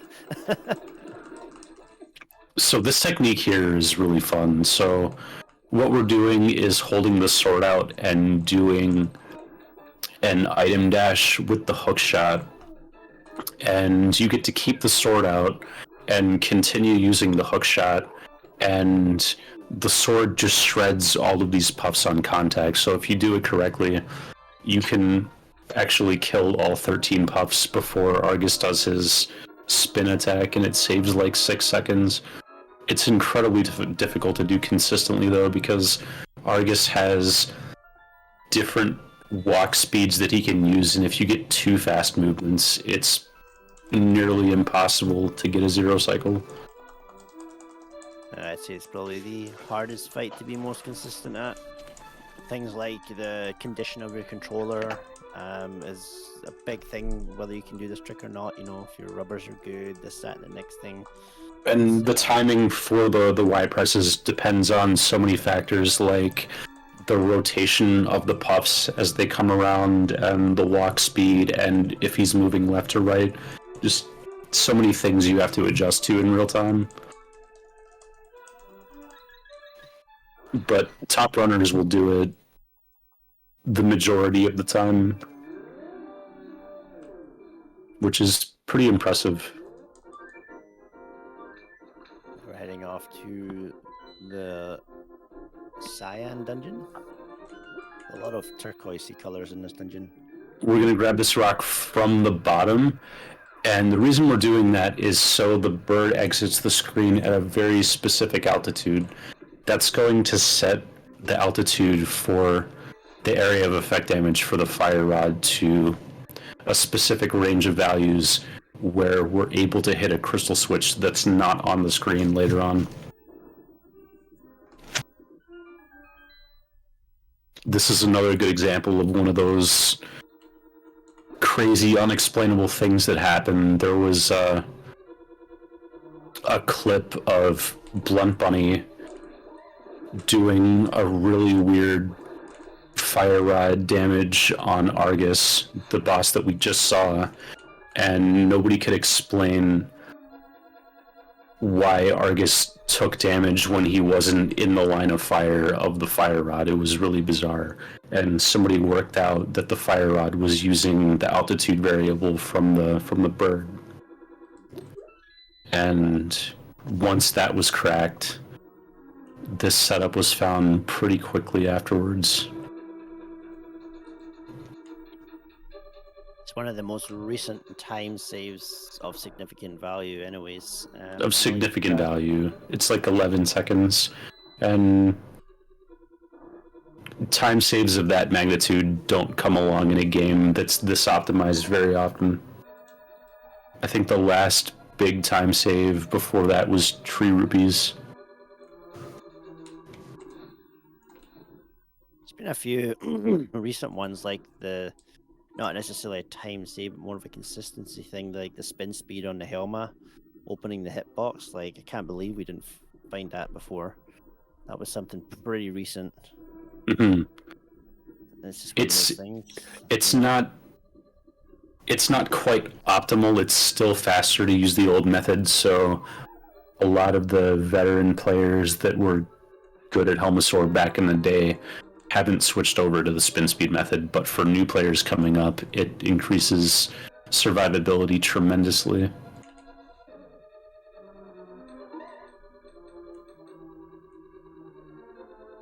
So this dungeon is all about avoiding any unintentional damage, because we take a lot of intentional damage in this dungeon. So Kain is doing a setup called Spark Gamble, where we actually got boosted to the right, which is favorable, and if you do, it actually saves time over the damage-free setup. So that's the first instance of taking intentional damage. Then we're going to get this Spike Key, which costs another 3 hearts. And for the boss of this dungeon, we take another approximately 5 hearts of damage in an ideal scenario. So we've got a little bit of a buffer of like 2 or 3 hearts left. It's not a lot. So for safety, we're picking up an extra one. This is another one of these fights when you're playing casually that it can be a bit of a nightmare. You're usually expected to have more health, or not health, but armor at this point, so we're obviously not concerned about going out the way and getting armor, so for us, everything does substantially more damage as we go on.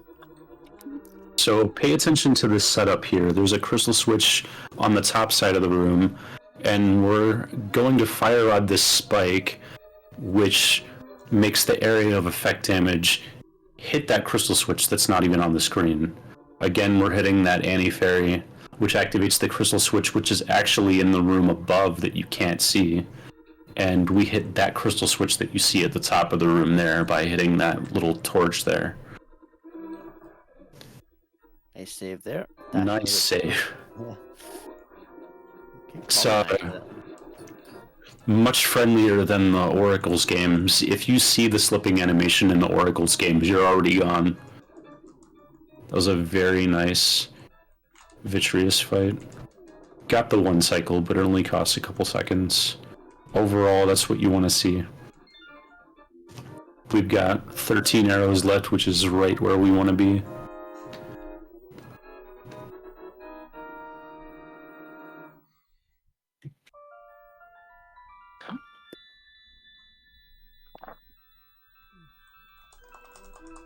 Now we're heading into what we call the end game.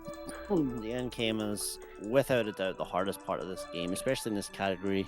We have still got our original green mail. We only have a temper sword. There is the option to get the gold sword and silver arrows, but we're not interested in that because it's pretty slow.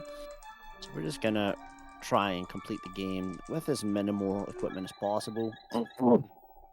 And yeah, pretty much everything in this dungeon does like 4 hearts of damage. Very scary dungeon. You're taking intentional damage in the front of Turtle Rock as well, plus you've got Death Mountain to deal with, so in a lot of situations, one of the pokey segments can bounce the wrong way and you just instantly get 2-shot and die. These crabs can be really trolly and they do 2 hearts of damage as well.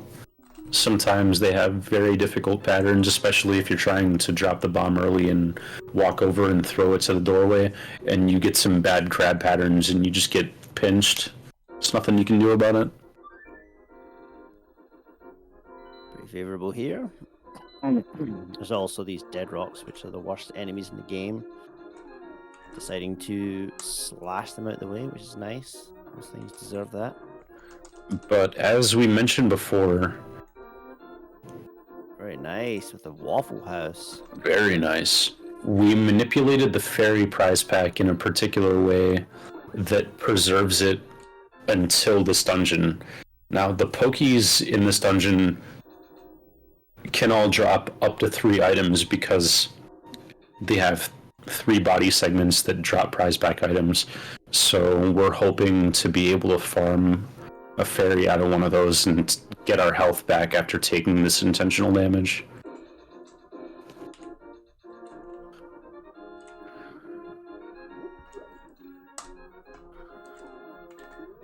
In fact, you would have to lose 14 coin flips in a row to not get the fairy here, which is very rare, but it does happen. Yeah, unfortunately. It does happen. Or you get it very late on when you already passed the hardest parts of the dungeon, which happens too. It's always nice to get it, but if you get it late on, it's not as worth it to time-wise, but it's always nice to get it. But the sword beams do save time no matter when you get them. Because the way we route our magic through this dungeon is you either need to refill your magic at some point, or you need to use sword beams on one of the switches rather than a Samaria block to have enough magic to get through the dungeon. We're just short of the amount that's actually needed.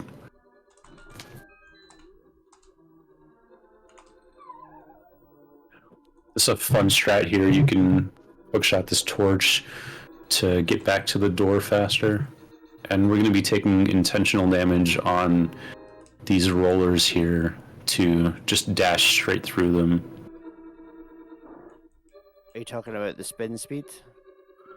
So basically the spin speed state is what we're talking about earlier, where you push either Y and A on the same frame with an item, or you can hold your sword and move onto A on the next frame, and it allows Link to go into a funny super Usain Bolt animation, and he can run across the screen.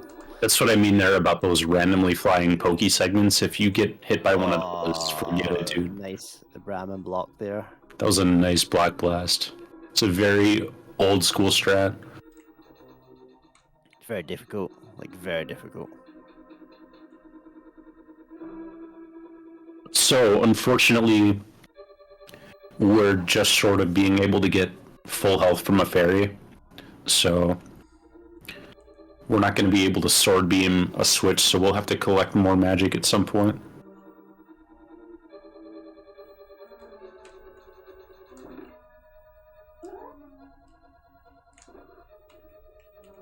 It's gonna get it here, I think. Oh no. Yeah, I guess the magic drop's still coming up. Yeah, it'll be fairy then magic. So There's a magic pot. What? There's a magic pot you can pick up in the next room, right? there's a magic pot, but hopefully we just get the drops and don't have to worry about it. It's a fun strategy there, nudging the doorway so you can dash past those anti-fairies. This is one of the more interesting rooms in the game coming up here. These two pokies can each move in one of 4 different directions. So there are a total of 16 RNGs that can happen. That was a very nice drop. Yeah, very nice drops. As you can see, we've got lots of magic and lots of health now. So that room is a prime example of players will spend hours learning each one of the 16 RNGs and how to play them optimally, so that no matter what RNG you get when you have a run on pace deep, you can execute it properly. But you've got to read the RNG in a split second and figure out which one of those 16 RNGs you have to do. And that, at its core, is what this video game is all about.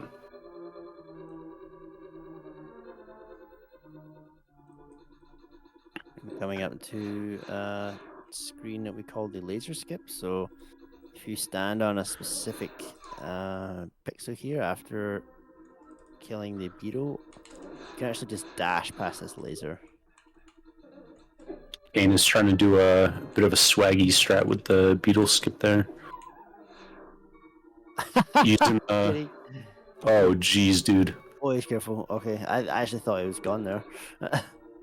Okay, so... Okay, there we go. As you can see, like, things do a lot of damage here.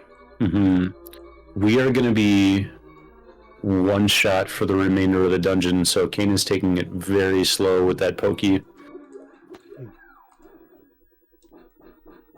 That's a really cool room that he was in there. There's a lot of ways to do that room as well. So right now, priority number 1 is just going to be clean execution and survive this fight, because everything kills you right now.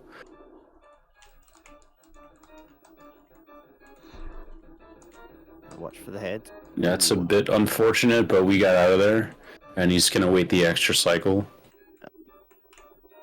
And now we go into a pretty standard setup for the phase 2 quick kill here. We're going to get a double spin as soon as his hitbox becomes active, and then one more slash will do it. Very nice. So that's an example of how you can go from full health to no health in one room. Yeah, no doubt, because laser skip in particular is deadly, because in this version in particular, you can actually take damage while you're falling into a pit. So if a laser knocks you into a pit and then hits you again on the way down, that's 9 hearts gone instantly, and there's nothing you can do about it.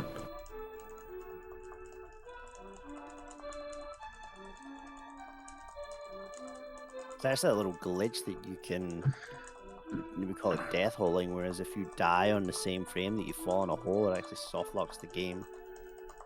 Yeah, there's lots of interesting glitch run setups that actually use the death hole mechanic. They have you take damage from a bomb on the same frame that you fall into a pit, and some bizarre things happen that let you go under the floor and stuff. but that's a different category for a different day.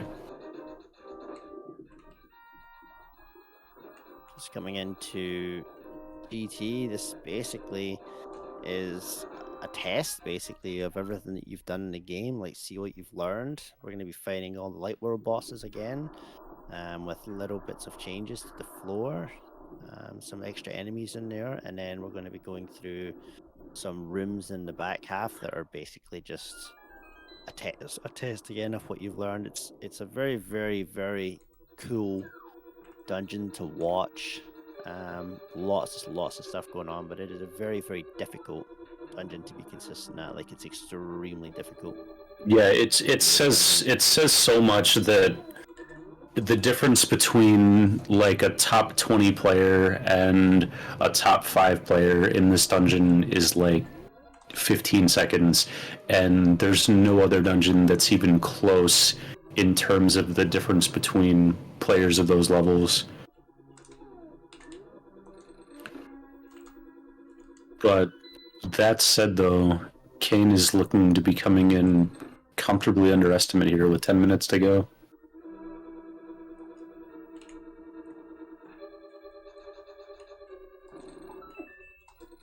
Nice safe strat bonking over the fire bar there.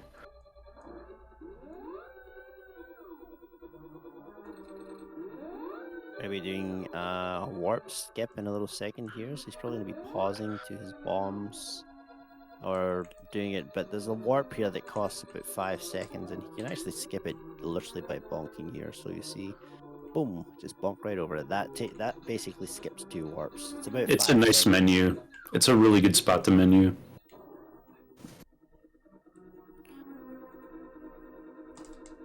And then we're going to see our first light world boss in a second here. Had to let that anti-fury out. Here we go, except this time Armos is on ice, which makes the fight a little bit more annoying. But actually a bit of a faster fight, to be honest.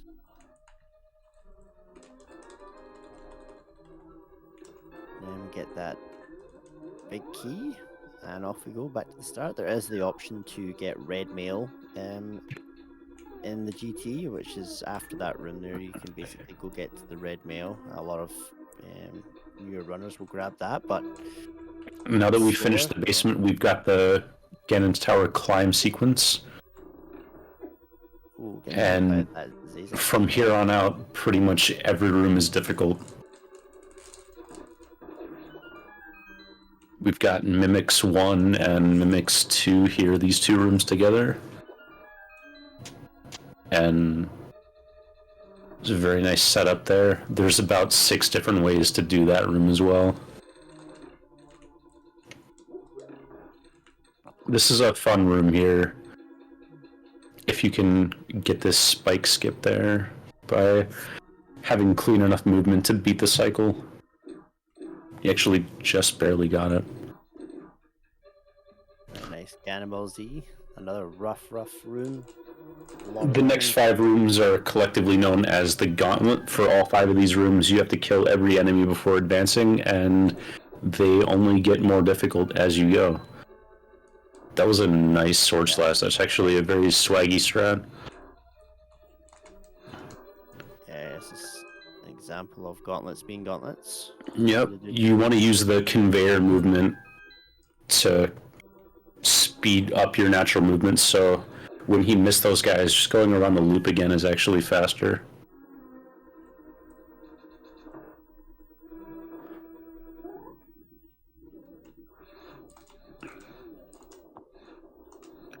I think he's short a fire rod here, actually. No? No, he's fine. No, we're fine. Okay. The Tempered Sword and Fire Rod together speed up that fight tremendously. If you get good RNG and the top one doesn't go too far out of the way, you can get them all in one cycle like that.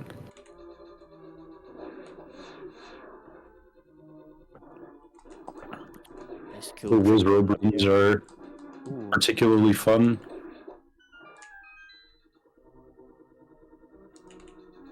Just went a tad too early there, and Samaria actually went right through the Wizrobe before it spawned. We've got 2 ticks of magic here, so we are good. Interesting mechanic there, dashing past that pot. If you're over the edge of a pit, you actually don't have collision with that pot, which is pretty interesting.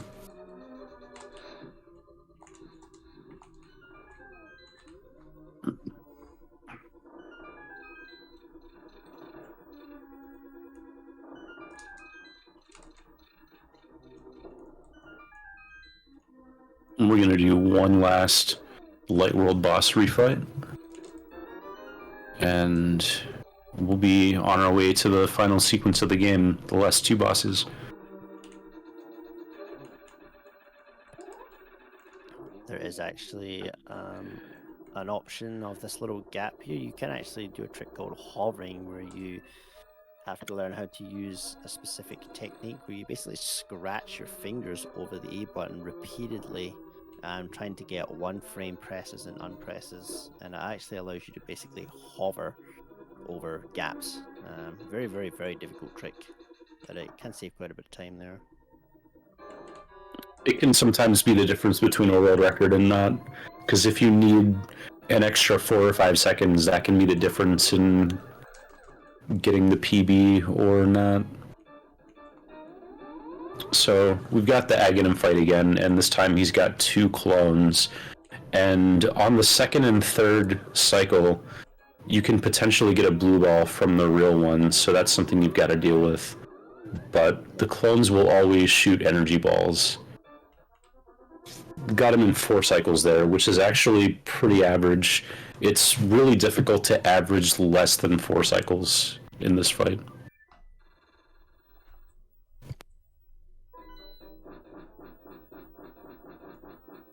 So as long as you're not getting 5, it's a pretty alright run. The bat transports us directly to the pyramid where Ganon is. And with the Tempered Sword, we've got to do 12 hits in Phase 1, and then he switches over to Phase 2, which will require another 12 hits. That Trident spin there counts as 4 because we got a double spin, which is worth 2 slashes per spin.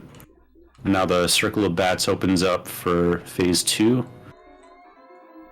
and we can do dashes inside the circle, which is a really fun tech. Now Phase 3, every time you hit him, he's gonna slam against the ground and remove one of the rows of tiles. It's 50% to either stomp or warp again, so we got 1 extra warp there, which is really, really good. Average is about 4 warps. Ooh. It's alright. This is going to be just fine. Normally, you can light the left torch before the right one goes out, and the torches will just stay permanently lit, which saves about a minute or so in the final phase of this fight, but we are going to come in underestimate here at about 339.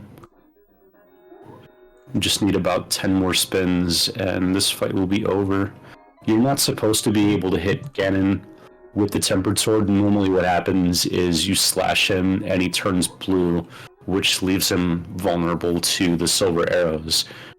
But if you sword spin at exactly the right time, he will actually take damage, and 12 correctly timed spins will end this cycle, opening up the Triforce room.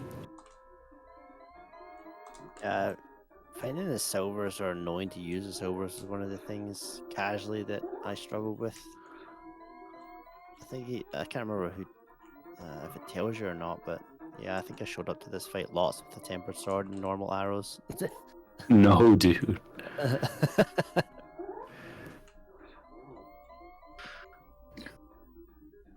think we got about 3 more hits here. Mm-hmm.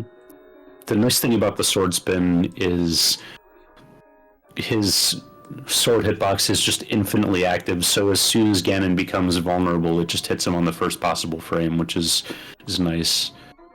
Makes it not so difficult. You just have to dodge the bat. You're scaring me. Yeah. And getting hit by the bat it's all sorts of wonky, because you would think that you hold a direction and you would go that direction, but it's actually reversed when you're taking damage from the bats, so a lot of people will accidentally throw themselves off the edge because they don't know how it works. Oh my god, they don't scare me like this. Bro. Just need a couple more. Oh, okay, we're good. Okay, we're in there. GG's. And that is the Legend of Zelda Trilogy completed in under 3 hours and 40 minutes. Congrats, dude. That is awesome. Very, very nice.